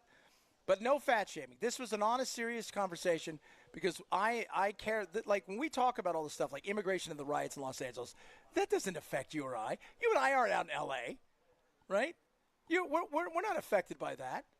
Now, if they bring the Marines in, that's a scary thing we can have a conversation about, but we're really not. But you know what? Eating better, that's something that would affect us all. Yep. You know, it's like, how many of us we want to eat better. It sounds so good, doesn't it? It's like, and how many of us say, well, I'll start on Monday. I'll start on Monday. We'll try it after this weekend. This week, or like, well, you know what? I can't because I got the golf tournament this weekend. Yeah. And if I go out, Monday, I'm going to be eating a little bit. And I'll start Tuesday morning. And then you're like, well, you know what? Why don't I just round it up July 1st? Well, then all of a sudden you got, 4th of July, we're going to be having dogs because nothing's more exciting than blowing stuff up by, drinking and, eating tons of food. So then we push it a little bit further out. The best time, it's like, when's the best time to plant a tree? 20 years ago. When's the second best time? Today. And I think that's what we've got to start looking at, is when is a good time for us to do some of these things. And I just, because I care about us, guys, I want us to be thinner. I want us to be the fittest station in America, right? Chris is pretty fit, but he's younger than us. Yeah, right? Chris Hand. Yeah, Chris Hand. You didn't Hand. have to worry about some of the stuff we got. No, not yet. But you know what? I told him, man, you can get to 50 one day and you realize, oh, my God, where did that come from? You know where that came from? Years of just having a snack here and a snack there and not going for that walk. I saw a great post about being over 50. This lady's on the phone. She says, no, I can't go out tonight because I have to wake up tomorrow morning, and I got to start preparing for it at 5. Oh, that is so hilarious. That's it. In bed by 9. Well, how true is that, man? Very true. I thought when I got these new hours, I was going to stay up until midnight every night. No. I'm in bed by 9:30. Same time. Getting up. Just a little bit different. A little bit like if you sleep an hour too longer, you feel a lot better. Yeah. Like today, I took my national show off. I got up at like 6 o'clock as opposed to 2, and I felt like, whoo, that's a party for me. Big time. Big time. Somebody says, Chad, why are you obsessed with fat people? I'm not. This has nothing to do with fat people. This has all to do with us as a nation and our, if you guys care about MAHA, making America healthy again, there's some of these places, by the way, that are here in Tennessee where we are so rural that there is no access to certain things, and that's a serious conversation to have. He goes, you're a little hefty yourself. Yeah, I know. I need to lose weight. You know what I'm not going to do? Blame it on the spoon. That's what I'm not going to do. The spoon won't leave me alone. No, will not leave me alone. And you know what? I know somebody just said I was 125 pounds in high school. I'm 54 now and I weigh 128. Awesome. God, meth is good. Coming up, I'm kidding, of course. A lot of stuff to talk about still. We got stuff going on in Los Angeles. We got a bunch of other things happening as well across the country. We'll touch on those as well. If you're missing the show, grab the podcast. It's the Chad Benson Show, Super Talk 99.7.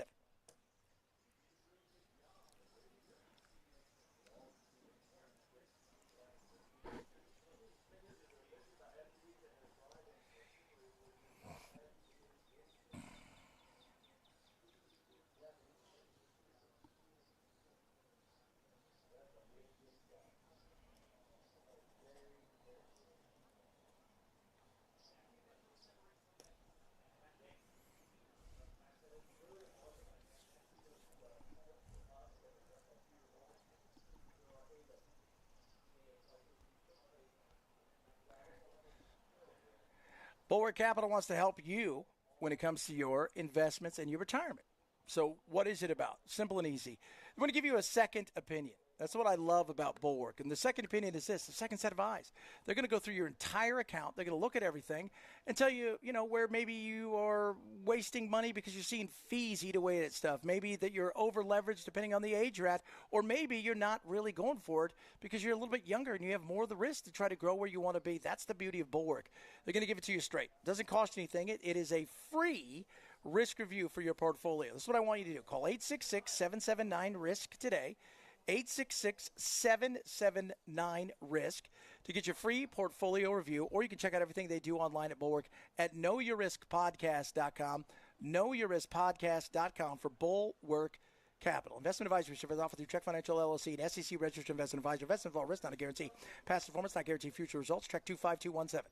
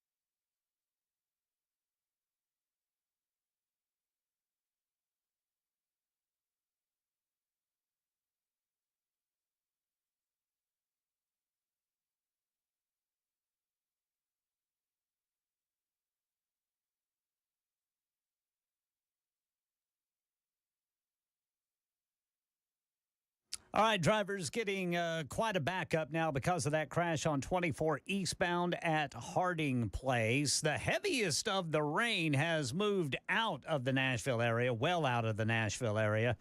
But we still have the residual light rain. Murfreesboro still getting some of that heavy stuff, but Lebanon a little heavier rain than others. But again, that line keeps on moving off to the east.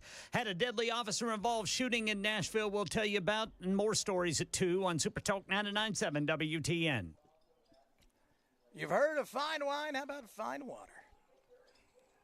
Bottled waters from small, pristine sources are attracting a lot of buzz. Really? Really? You mean bottles of water from somebody's tap?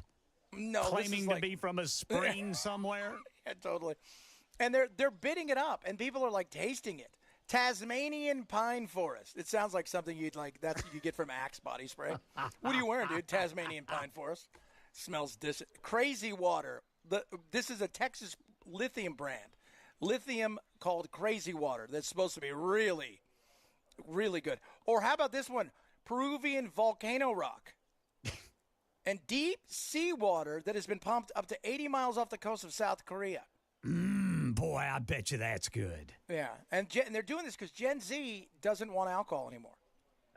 So they're moving towards the other things, the La Croix and stuff like that. So now people are you ready for this? They're putting in water cellars. What the hell is wrong with you? We're aging water. Yeah. Oh, French tap water is one of the best. Some of this stuff, are you ready for $7, $10, $12 for a bottle? That's crazy. Yeah, that is. You people are nuts. You are nuts. There's one that's $30 a bottle. It's called jewelry water. I have no idea what it is. You people are crazy. It's water. Get a great softener from any of our good friends. Busy Beer, whatever, help you out right there. You want to spend $30 for a bottle of water. Oh, my Lord. Coming up, hour number 3 of the program. It is the Chad Benson Show, Super Talk 99.7.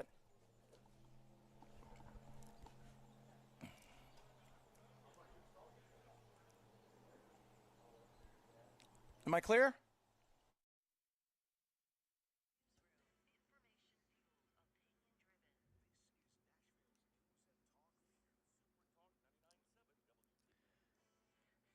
Two o'clock on the dot. I'm Ken Weaver with your top stories. And again, the heaviest of the rain well east of Nashville now continues to move off to the east at a pretty good clip, about 40 miles per hour. Now, Lebanon still getting some pretty good rain. Murfreesboro still where it's red and angry on the radar. Might even still be getting some thunder and lightning down there for that. Full forecast, and that'll be in 5 minutes. Right now in downtown Nashville, Hermitage Avenue and Middleton Street is where Channel 4's Dryden Quigley reported from the scene of a fatal officer-involved shooting. One man is dead after he charged at an officer with a gun earlier this morning. Now, police just wrapped up a press conference when they told us a man was walking here up Hermitage Avenue looking very distressed with a gun. They got that call and sent an officer out to the scene. When he got there, he says he asked the man multiple times to drop the gun, and he didn't. The man then charged at the officer who shot him. He died at the hospital. The officer was unharmed, shaken up, but unharmed. The Trousdale Turner Correctional Facility east of Nashville is on lockdown after a riot last night. Core Civic, the private company that runs the prison for the state, says a group of inmates got out of their cells around 10 o'clock. They set small fires, damaged security cameras, ignored orders to stand down, and actually hurt one of the correctional officers. Tear gas had to be used, and order was restored by 1 o'clock this morning. That injured officer taken to the hospital but has since been released, and the facility remains on lockdown for the investigation. More protests over immigration raids in Los Angeles today. Meanwhile, Governor Newsom announcing a lawsuit over President Trump sending the National Guard in without his approval. ABC's Melissa Adon outside a federal courthouse there in L.A. Ventura County Sheriff's Office, Sheriff's Department also come in. And then, of course, they have the National Guard staged at different parts of Los Angeles.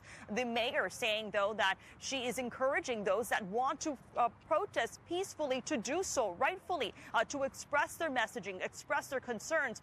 But the LAPD chief, while he was noting that there were several protests that were conducted in the right manner, he called these other acts of violence disgusting. Jonathan Fahey, former director of ICE in the first Trump administration, was on with WTN's Dan Mandis this morning with Kilmar Abrego Garcia in a Nashville federal jail cell, waiting for his first court appearance on human trafficking charges. Should we expect more deportees will be brought back for so-called due process? I don't think so, because his case was part of his case was that immigration judge withheld his removal even after ordering to deport it to El Salvador, so that might have put him in a different category. But I know there's going to be some judges that try to bring some of these people back, but I think generally probably no. That's the latest news. Weather's next. I'm Ken Weaver, WTN News.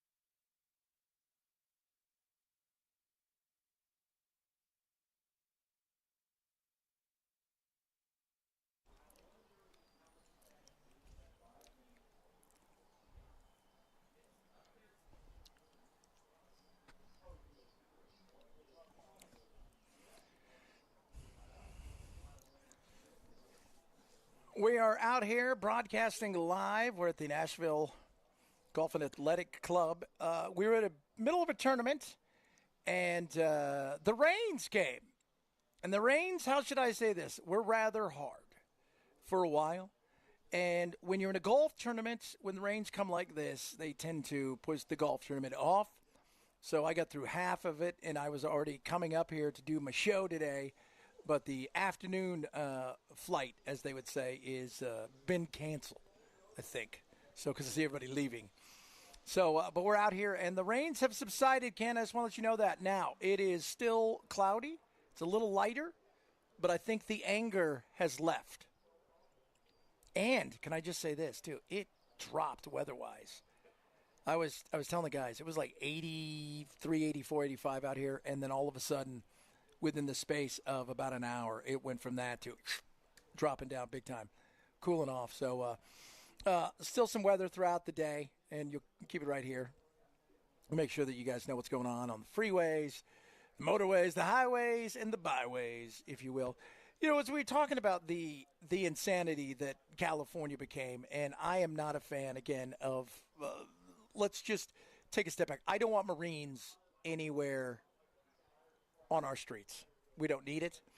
The debate of whether or not, Trump calling in the National Guard this fast that's not going anywhere. But no matter what Trump does, you got to take a step back and go, okay, what's the real thing that's going on?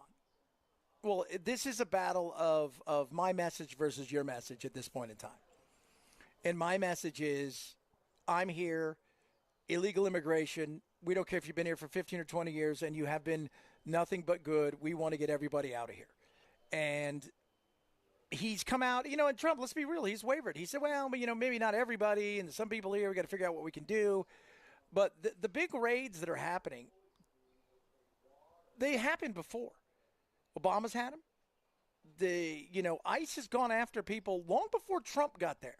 The difference is, if this would have happened 9 months ago, 10 months ago, this would have been a blip. You know why? Because there's no cameras and there was nothing going on. Trump changes the equations in all things when it comes to everything politics. And that is a sad situation that we find ourselves in, and it is frustrating when I watch what's going on. Having been born and raised in California, it's not the first time we've seen insanity. Let me tell you something about California and any place, if you've ever won anything, and it's different because obviously Nashville never won a Super Bowl or NBA championship or NHL. They do it in Detroit, they do it in New York, they do it in Chicago. They start running ads like PSAs if their team's in a championship, saying, hey, if we win, let's not burn our city down. People don't need a reason to be stupid. They don't, but they take advantage of it. And a lot of what you're seeing out there is, yes, the outside agitators are everywhere. I'm always fascinated by somebody who could be a professional protester. Like, that's a gig. But they work for nonprofits. They get funneled money from the likes of Soros and many others who love the agitation and go from there. The way that this is gone, though, the way this is breaking down is you're watching a city that is a hot mess long before this. And this right now is a situation where when I watch what's happening there, I'm thinking, is it going to spread? So it happened in Minnesota. It happened in Minneapolis. ICE tried to do some stuff, and ICE was thwarted somewhat, not totally. They'd like to celebrate that. They weren't totally thwarted, but it happened there. We've seen it in several other places. Obviously, we saw it here, but here was different, right? Because we didn't have the raids where you've got ICE, you got people being pulled over. We didn't have the big raid. What would that look like if that happened here? Probably not the same as it does out there in California, because California has a much bigger base of lunatics to gather, where they don't have to bust them in or fly them in. But, it's a fair question to ask, what's next? Where's the next place? Because this didn't solve anything. And Democrats, and I've said this for a long time, you caused a lot of this by ignoring it. You caused a lot of this by allowing your president at the time, who was everybody's president, but the entire administration to get away with this bizarre world of everything's fine at the border, don't look at us, even though 12 or 13 million people have come in, and we can't fix anything unless we get everything, but this guy's coming here and he fixes this. This is a you problem. And you knew this was going to happen to the extent, maybe not so much. But what did you expect? We've said all along, at some point in time, that, yes, good people are going to get caught up. Not all these people are bad. To come out there and say that is ridiculous. Not all these people are bad. There's a lot of these people. Thank you, kind sir. My friend Matt just went and got me a Sprite because it's hot up here, but then it's cool. Not all these people are bad, but we have to be honest about the fact that you've got 12, 13, 15, 18, 25, who knows how many. It's been 12 million since I was like 15. We got 12 million people here illegal. Really? What was it like before? Well, it was 12 million. Well, did others go out and no others come in? Do we offset it? It's how do we find the right mix? But this right now is just a battle of the politics of it all, because it looks good. For the left in particular, people on the streets, take them away. I'm talking about the Newsoms of the world, the Karen Basses of the world. They live for this, right? Just like Freddie O'Connell. It was, hey, this is a wonderful thing. This is going to push my brand and put me up there. You see Gavin Newsom out there, oh, you can go and arrest me if you think you're a tough guy. Who's that for? You're a clown. Who's that for? That's not fixing anything. Your city burned to the ground. By the way, if you've not seen, and it's a perfect example of how bad it is, Go look and see what they've done after the fires. Nothing has been rebuilt. A vast majority of the houses aren't even touched when it comes to tearing them down and starting. They're doing virtually nothing to anything to fix any of that stuff. And it's not going to get done anytime soon. Your city burned. You're a hot mess. And you have the opportunity to come out there. Rather than try to do what? Quail it? Tell everybody to get their ass home? Stop with this silly protest? Which is what you should be doing? Yeah, but it didn't happen. It isn't. So, we could sit here, we could talk all the pontificate about whether or not should he use the go and put the National Guard there. That's why they called it an insurrection. They called it an insurrection so they could use the law. But I don't want Marines. I don't want any part of the Marines on there. And I saw that several others who helped support Trump who are now saying, okay, we've had enough of this. And I was really surprised, the Latinas for Trump. And you had several prominent Latina Republicans who said this is not what we signed up for. This is not. We didn't sign up for this. We didn't sign up for the inhumanity of just grabbing people and sending them out of here. We didn't sign up for any of that. I don't know what it looks like when they're taking people in. I know that I was told it was going to be the worst first, but there were going to be people caught up in it. But this goes back to they would rather capture the worst first. They would rather go after the worst first. But somehow, if you go after the worst first, that you've got to protect everybody or else everybody's going to be gone, was foolish. That's not going to help you. If I'm the Democrats, I'm doing everything I can going, you're right, we need to get rid of the MS-13s. We need to get rid of Tren de Agua. We need to get rid of, if there's any Barrios 18th Street. We need to get rid of whatever gang from whatever country has come here that is bad news. We need to get them out of here, and then we can have another conversation. But instead, what we have is a fight of insanity that has become political. And everything's politics with Trump. I mean, something's just common sense. Something that would not be politics with a Biden or Obama or a Bush. Because we go back to Obama. He's a deporter-in-chief, and that guy set records. He's the bomber-in-chief and the deporter-in-chief. Obama liked to blow stuff up with drones, and Obama liked to deport people. I was listening to some of his speeches the other day. The stuff that he said would put him on the hard right in today's world. That's how bad they would look at and view him today, even though they always try to turn to him as if do you think that he thinks that allowing 12 million people in here was a smart thing to do? No. But he did. He went after them hardcore when they were here. He was not afraid to deport. He was not afraid to turn around. And if you get caught at the border, you're turned around and you're gone. We're taking your name. You come back again, you're in serious trouble. That didn't happen under Biden. Trump put a stop to all this stuff. But now the politics of not being able to have a real conversation because it's about look at me, look at the aggrieved, look at this, and to stir up emotions. And that's what we're getting. And it's a sad situation because there are people out there that we should be having serious conversations about. What do we do after we get rid of all the bad guys? And a few gals, I don't want to leave you ladies out because I'm sure there's some bad gals. I watched a couple, really interesting things this weekend about some of the bad ladies out there that were big-time drug dealers. Griselda Blanco, the Black Widow, and stuff like that. But what happens when we get rid of them? How do we go about fixing penalties and putting them at the back of the line but giving them opportunities to stay here for a year and then, renewing their thing? How do we go about doing certain things like that? Because we're not going to have the money to get all this stuff done that Trump would like to get done. Let's get rid of everything. It just isn't going to happen. Not at this point in time.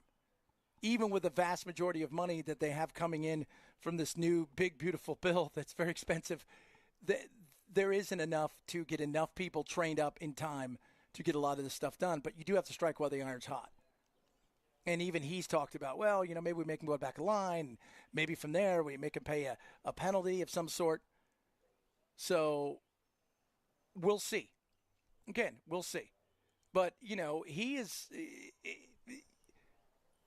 he leans into this as much as Newsom does.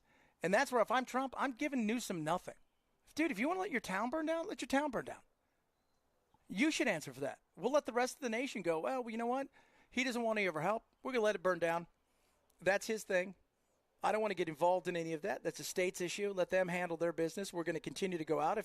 If they get in the way of any of our people, we're going to take them into custody, and they'll get the full force of the law when it comes to the federal side of stuff.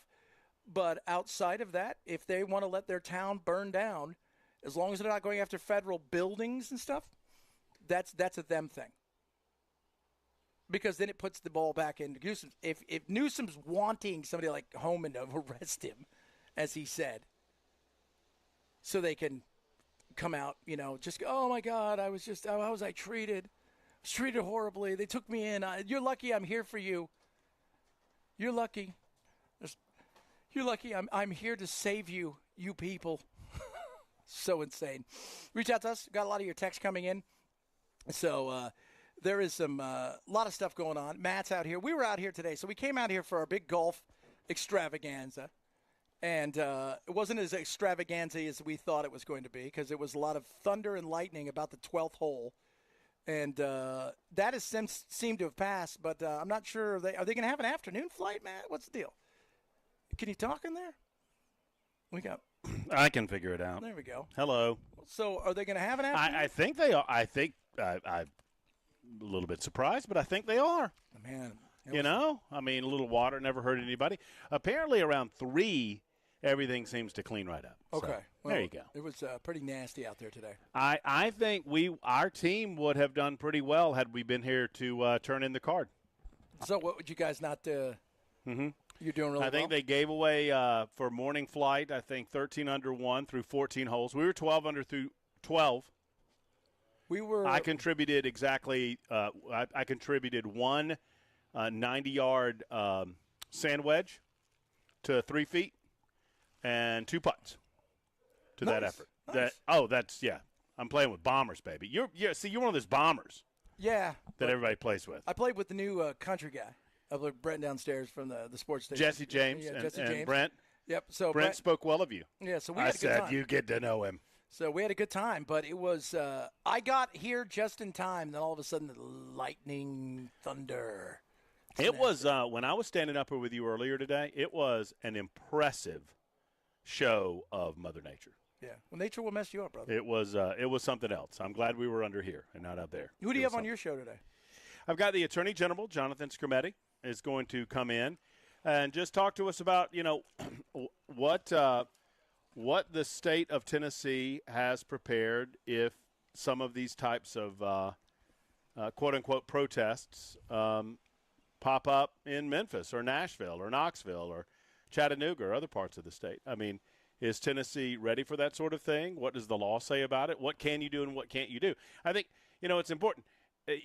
Obviously you can protest. But obviously, shutting down an interstate is not protest, right? I mean, and most normal people understand the difference. Sadly, too many commentators on the national news network seem flummoxed as to what is appropriate protest and what falls over the line, Chad. I don't know. I don't think it's that hard. I could tell everybody, you make people late for work or late getting home in a day that's already going to be stressful, you watch what happens. No matter how much they may support you, they will turn on you in a heartbeat and run you over. People think I'm being cruel, unintentional. I mean, and maybe I am. But, like the people, they do it more in Europe than in America, but they glue themselves to stuff. Oh, God, that's my favorite. Just yank a couple of those people off that, whatever they glued themselves to. Chop their hands off. Yank them off of it and just show that on television, and I bet you'll get less gluing. You do, less gluing. Maybe next time you try Staples. Matt's hanging out with us. We are live broadcasting at the Nashville Golf and Athletic Club. We were out here golfing, and then the Lord said, maybe you guys should rest a little bit, and the rains came down. If you got a lot of stuff going on still, Chad Benson Show, Super Talk 99.7.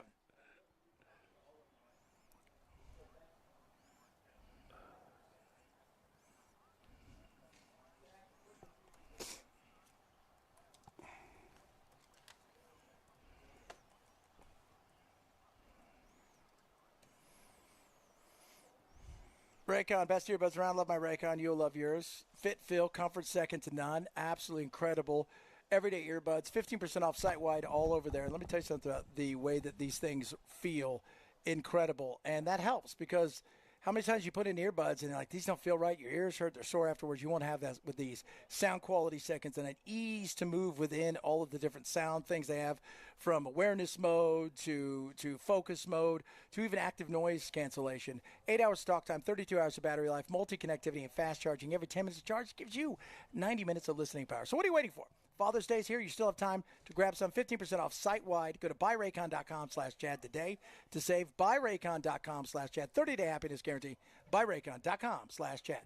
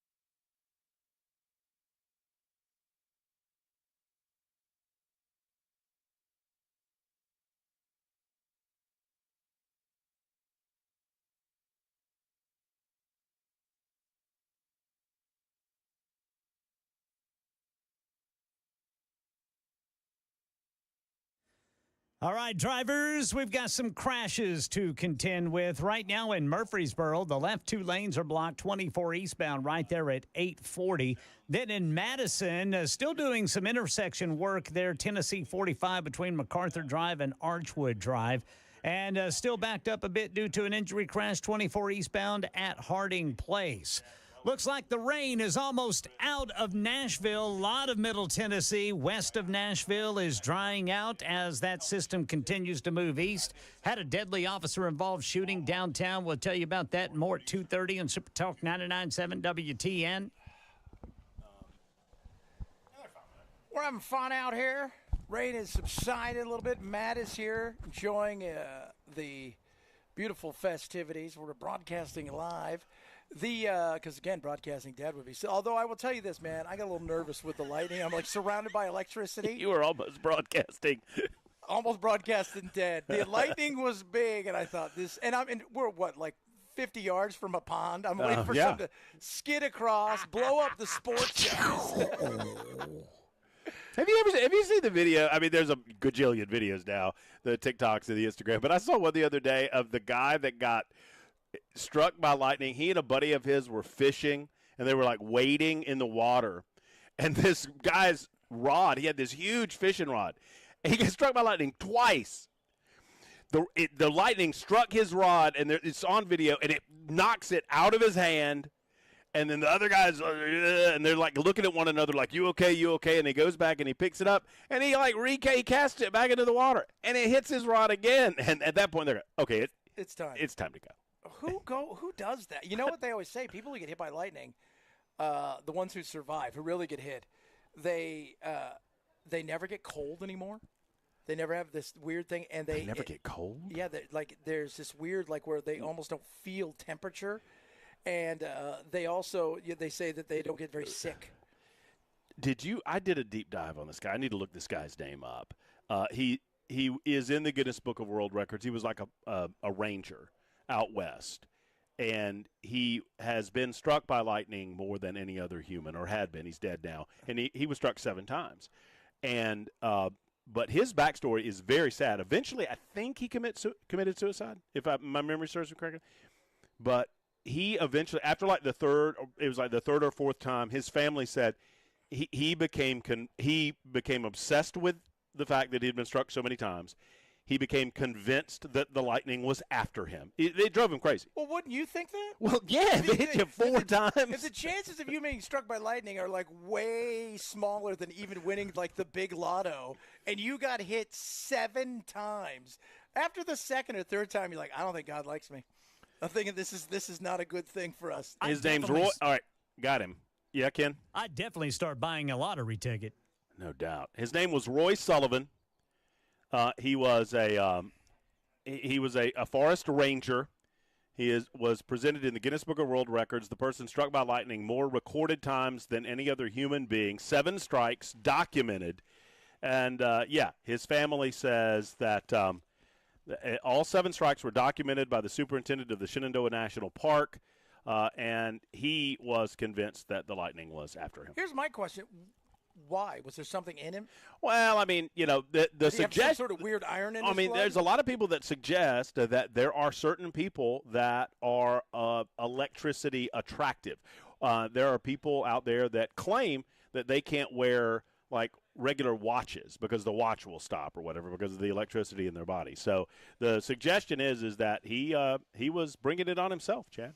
Man, bringing it on himself. And, after number 3 or 4, wouldn't you think, maybe I shouldn't be a park ranger anymore? Yeah. Maybe I shouldn't be out of doors all the time. I should be somewhere indoors. But it's one of those things where he got, you hear about those people that get struck by lightning in their bathtub, where it travels through the pipes and it hits them. I mean, it's crazy.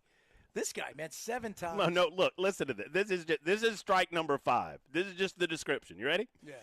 On August 7th, 1973, while out on patrol in the park, Sullivan saw a storm cloud forming and drove away quickly. But the cloud, he said later, seemed to follow him. When he finally thought he could outrun it, he decided it was safe to leave his truck. Soon after, he was struck by a lightning bolt.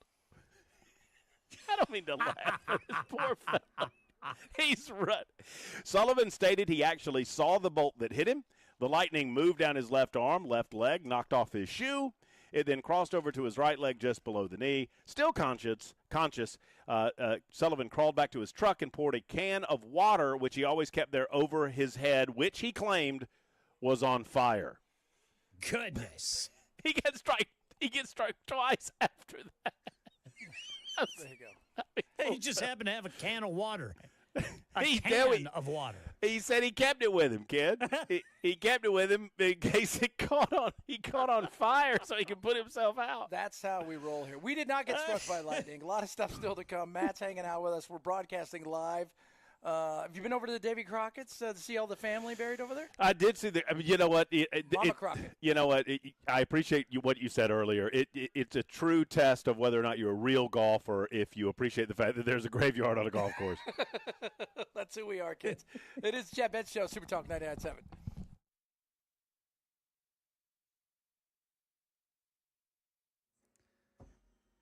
I'm Ken Weaver with your top stories. Again, drivers got a crash blocking the left 2 lanes of 24 eastbound at 840 in Murfreesboro, and also 24 eastbound here in Nashville at Harding Place. Injury crash there.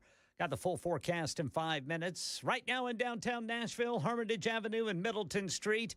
Metro Police investigating where a police officer responded to a report of a man in distress and armed with a gun. Here's Police Chief John Drake. Officers arrived and saw the individual with the weapon.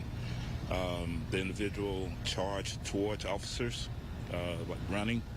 And as he raised the weapon up, the officer fired. Suspect died at the hospital. The officer was shaken up but not injured.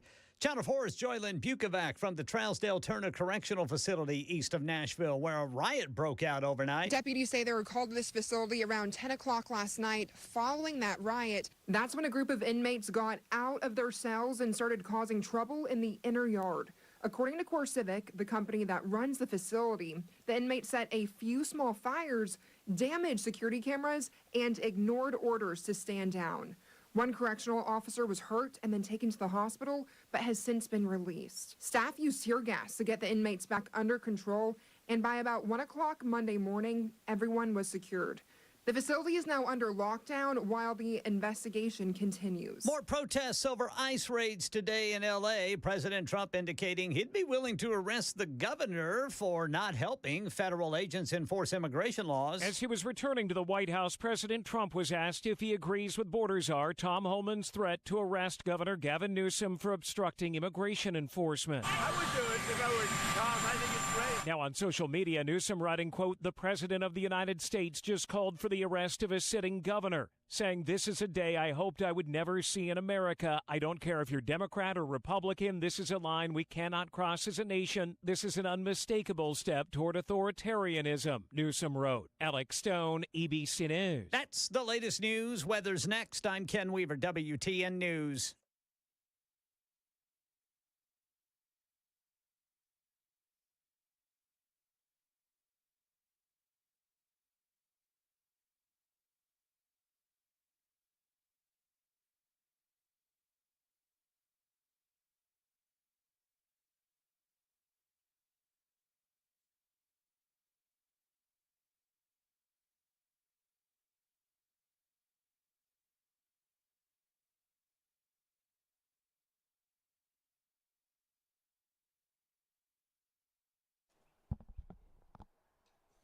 USS. Hey, with all this rain coming in, you might want to make sure you got everything going for you when it comes to underneath those cracks. Do you know what's there? Is it just something superficial, or it could be more to it that could lead to things inside of your basement that includes the likes of mold, wood rot, and maybe the potential of getting so bad you need some sort of structural repair? You don't want that. USS, United Structural System, 30 years experience, 30,000 plus 5-star reviews. They're ready to help you. They're not going to sell you anything you don't need. They're coming out to give you a free inspection. If you need it, it's because you need it, not because they want to sell it to you. That's what makes them so incredible.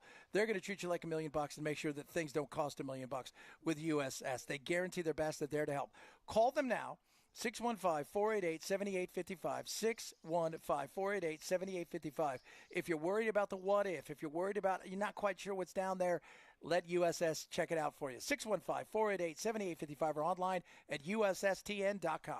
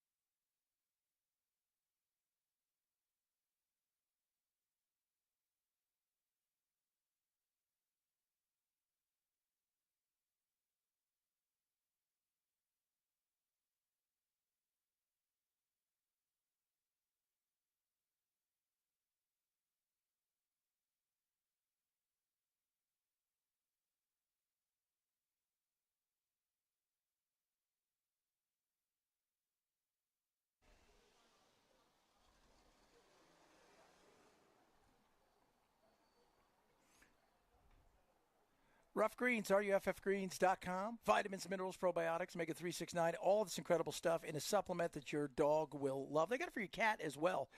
So I'll just give you guys a snapshot of my older dog. His name was Doodle. We adopted him.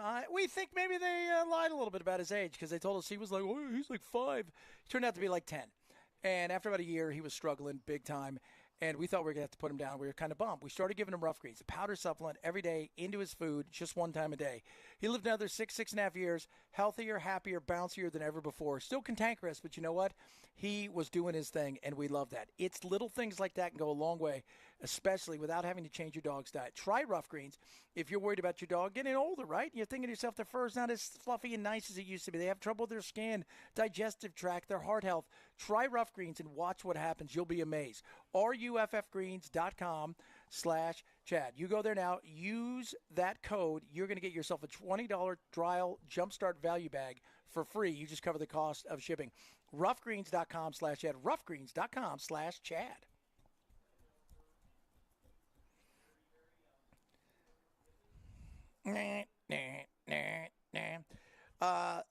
It's interesting. We're talking, listening to Gavin Newsom there. I never thought we'd be in this position. You're loving every second of this, bro. This is what you want.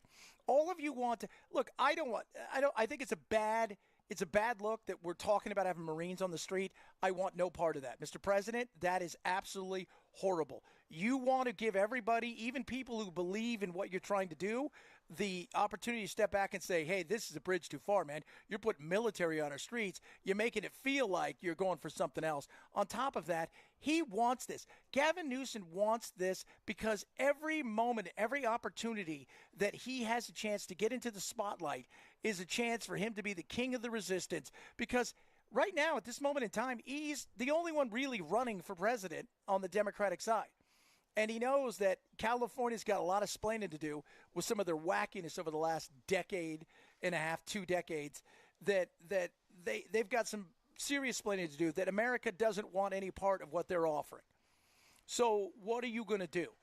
Well, being pushed to the center of a controversy where you can be martyred in a political sense is a dream.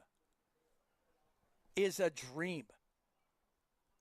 And that's what you're looking for. So while I don't think it's a good look, you're also giving him something he wants. You're giving him the thing he wants, which is this opportunity to go, look at what you did to me. Look at how you treated me. Oh, my goodness, I'm here, and you did this to me. You've crushed my soul. You've done all that. It just don't do it. And it isn't good look. It isn't. And it isn't going to help anything. And I wouldn't raise the profile any more than you have to. Because what it does is it then causes people to have a conversation about something they shouldn't be having a conversation about. If California wants to burn, let it burn. If they're not attacking federal officers, if they are, you go after them. But you do that anyways. Otherwise, let them burn. If you want to blow it up, let it burn. If you want to do this, if they're not attacking federal, let it burn. Let California deal with California's problems. And that's the beauty of states' rights. Now, if it gets to the point where they're going after the federal officers, obviously you're going to come after them. If it gets to the point where they're burning down federal buildings, you do that. If they want, like Matt said, they want to glue themselves to the street, well, you know what? You glued yourself to the street. If you get hit by a car, you played a stupid game, you want a stupid prize. Although I think Matt wants to just rip people's hands off, which I have no problems. Yes. Yes.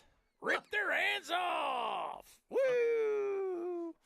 Somebody got mad at me, boys, because I said, he's like, you're the most negative person, y'all, blah, blah, blah, blah. And I'm like, well, okay, well, you have to listen. God bless you. I hope you have a good day. Whatever. I'm like, that was negative. You're a negative person. You get a negative answer. Whatever. I stopped listening at noon. Well, obviously it's not. It's 2:42 and you're still listening to me. You don't like what I have to say. That's just what it is. I know, right? Somebody said, Matt, wow, kind of heartless. Ripping their arms off? I know. Matt wanted to do that. I didn't. But as far as letting that place burn down, let California deal with California. Yeah. Right? Like, that's them. Like, when the riots happened in 1992, the rest of the country didn't worry about whether or not their places were going to get burned down. Tennessee, we'll worry about Tennessee. Like California he wants this opportunity to feel like he's been martyred. Being arrested would be his absolute go-to thing because that's all anybody would talk about, and that would vault him automatically into a position where he would become the de facto spokesperson and person that everybody want to talk to in the media. You'd be giving him $1 billion of free advertisement. I would just let it burn down and go, guys, he wants to be the president. He let his city burn down. That's a him thing. He let the state burn down. That's a him thing. Don't give him anything to go and chase. I was reading this, Ken. The Southern Baptists are meeting in Dallas. Did you see this? I did not see that. Their target is sports betting, same-sex marriage. Are you ready for this? Porn. And my favorite thing, willful childlessness. Okay. What is that? I've got to look that up. Is this where you're married and because you choose not to have a child, you're not having a child? I find that to be a little uncomfortable. Let's see here. Willful childlessness refers to the intentional decision by an individual or couple not to have children. Well so let's see how that pertains. Well, what is the goal here with this? Are they going to force people to have children? Oh, here we go. What is willful childlessness in the Bible? Oh. Let's see here. Based on biblical teachings, willful childlessness or intentional childlessness within marriage is generally not encouraged. So maybe they're just going to pass a resolution to encourage married couples to have kids. So Southern Baptist views have become more politically viable today, they're saying. Some of their agenda includes the willful childlessness, which contributes to a declining fertility rate. No, fertility rate is not the problem. The problem is people can't afford to have children. That could be an issue. That's a broke-ass problem is one of those things, right? Like, you could get someone pregnant. You can get pregnant. You just can't pay for them. Well, it looks like they may be basing this off the be fruitful and multiply command. God's initial command to Adam and Eve was to be fruitful and multiply and fill the earth. This is seen by many as a general directive to humanity. Okay, but if you can't afford it, what if you can't have kids? Yeah, well, if you can't. Yeah, so they're going after porn. They're always going after porn, which is, one of the things they like doing. Banning pornography while easing church and state separation. They want to have a new robust government legislate certain moralities. Morality. I don't want that. Sorry. I don't know about you guys, but I do not want my government legislating morality.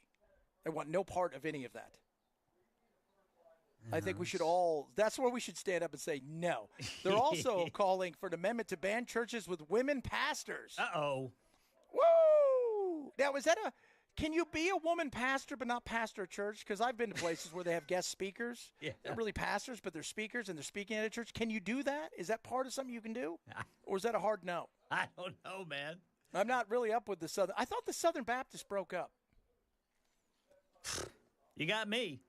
So this is what they're saying right now.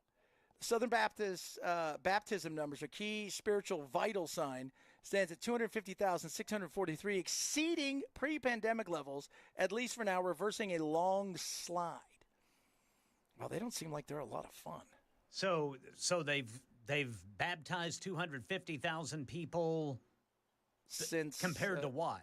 Compared to, I guess they had their membership had been falling 18 consecutive years of annual decline. In total, their membership, 12,700,000 members, is still the largest Protestant denomination, but it is shrinking faster than the rest of the denominations out there. Well, I don't. The SBC is transitioning from an evangelical organization to a fundamentalist organization, said Pastor Dwight McKissick, who's a black pastor. So it says they're trying to, fewer and fewer black churches will make the transition with them. I don't want them. I'm a believer. I go to church. Yep. But I want no part of government telling me what my morals should be and trying to make them a law. I don't want that either. That is a scary thing. And the fact that you have an organization that's thinking about that is even trying to push that. And because they feel like they've got a guy in the White House who'll be like, yeah. Sure, does it help me? As long as you help me sell my Bible. Who wants it? Southern Baptists don't sound like a lot of fun. Yeah, that sounds like something Satan would say. Satan? Maybe. I do not want. Do you guys? You can't want that, right? You guys, nobody out there can want that. According to the Bible, a woman is not supposed to preach. The woman is to remain silent in church. Okay. All right. So, we also used to be able to throw stones at women. So there's that. And in some countries, you still can. Should we go back to that? Oh, yeah. I think they do that pretty regularly there in Afghanistan. They do. Iran and other places. Good God. Isn't that insane? That's how they do stuff like that? We're going to throw rocks at you. What? That feels like you're going to be here all day. I've seen some of you throw. Yeah. So, yeah, that's the they should just put him in a dunk tank. You dunk him once. You showed her. She shouldn't walk outside by herself. What was she thinking? Going outside to get the paper. Somebody saw her ankles. Anchors. Oh, my Lord. Let's see here. Southern Baptist deacon going to the convention. So, well, there's a lot of, this is interesting. Government says murder is wrong. Isn't that legislating morality? So, well, hold on a second. So you're fine. What if they legislate morality as in if you cuss outside, you can be in trouble? Or that the Bible has a say over all of us in America, over the the Bible has a say over our Constitution. Or that, where does it stop? That's the thing. Yeah. There's a difference. Which interpretation of the Bible are we going to use? There you go. There's another thing, right? Was it the King James, the New American Version, this version, that? That's a very good question right there, too. Are we taking it literally? Are we taking it figuratively? Is there room for nuance? These are all serious questions, people. Coming up, Matt Murphy. He came in here just a second ago. He's now got a jacket on. Then he disappeared again. He'll be back. His show is straight ahead, and it looks like he's going to get off without lightning hitting him. So that's a win right there. It is the Chad Benson Show. Super Talk 997.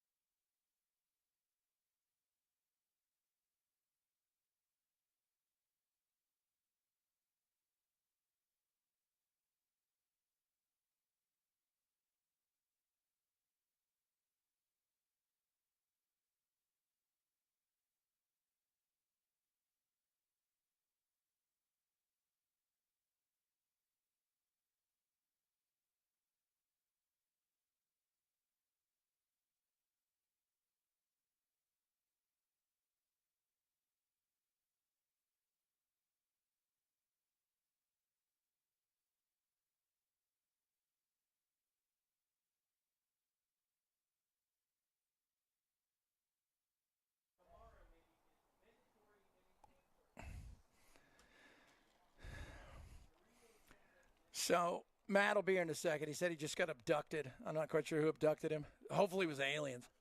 Was it an illegal alien, Chad? Yes, it was. Took him back to Honduras. We wish you the love, Matt. We wish you the best.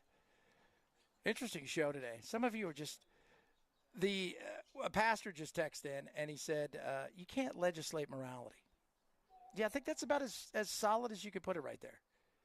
And the thought that you would want to legislate morality is insane. You just can't, and nor should we be trying to do any of that stuff because the Southern Baptists are out there saying we're going to do this or we're going to do that. That's just nuts. It's just crazy. So, and several of you are like, no, we should look at stuff like that. I do not want my government anywhere near trying to play the moral game of let's do this. No, we'll start legislating certain things. It's insane. And then, right, like who gets – the other thing is, and Ken, you said, well, what Bible are we going to go with? Well, who gets to decide what gets to go into the laws? Because that's also going to be done by man. Yeah. And man, as we all know, especially, do you think, well, if we're going to go by what the Bible says, do you think women are going to have any say in this? Probably not. Yeah, that's not going to be a popular proposition. No. And there's a lot of Christian women out there, guys, and a lot of women who are conservative and women who would probably not be thrilled by some of that stuff if given the opportunity. Ladies and gentlemen, Matt's back. He's got himself a sweatshirt. What's the sweatshirt? Where'd you get that? It's a nice shirt. Bought it. You bought it? Did Kirby steal my seat? So, yeah, Kirby stole the seat. So he just came up here and did that. So Matt's here. What are you going to talk about today, Matt? Hi. Oh, pardon me. Excuse me. Just got to do that. Hello. Hello. What are you talking about today? Well, first thing I'm going to talk about is the fact that I got kidnapped by Bert. There was a kidnapping. That's okay. Bert did part of a show today, and he had a few pops. You know, I think Bert's had a couple pops. I'm going to put Slay on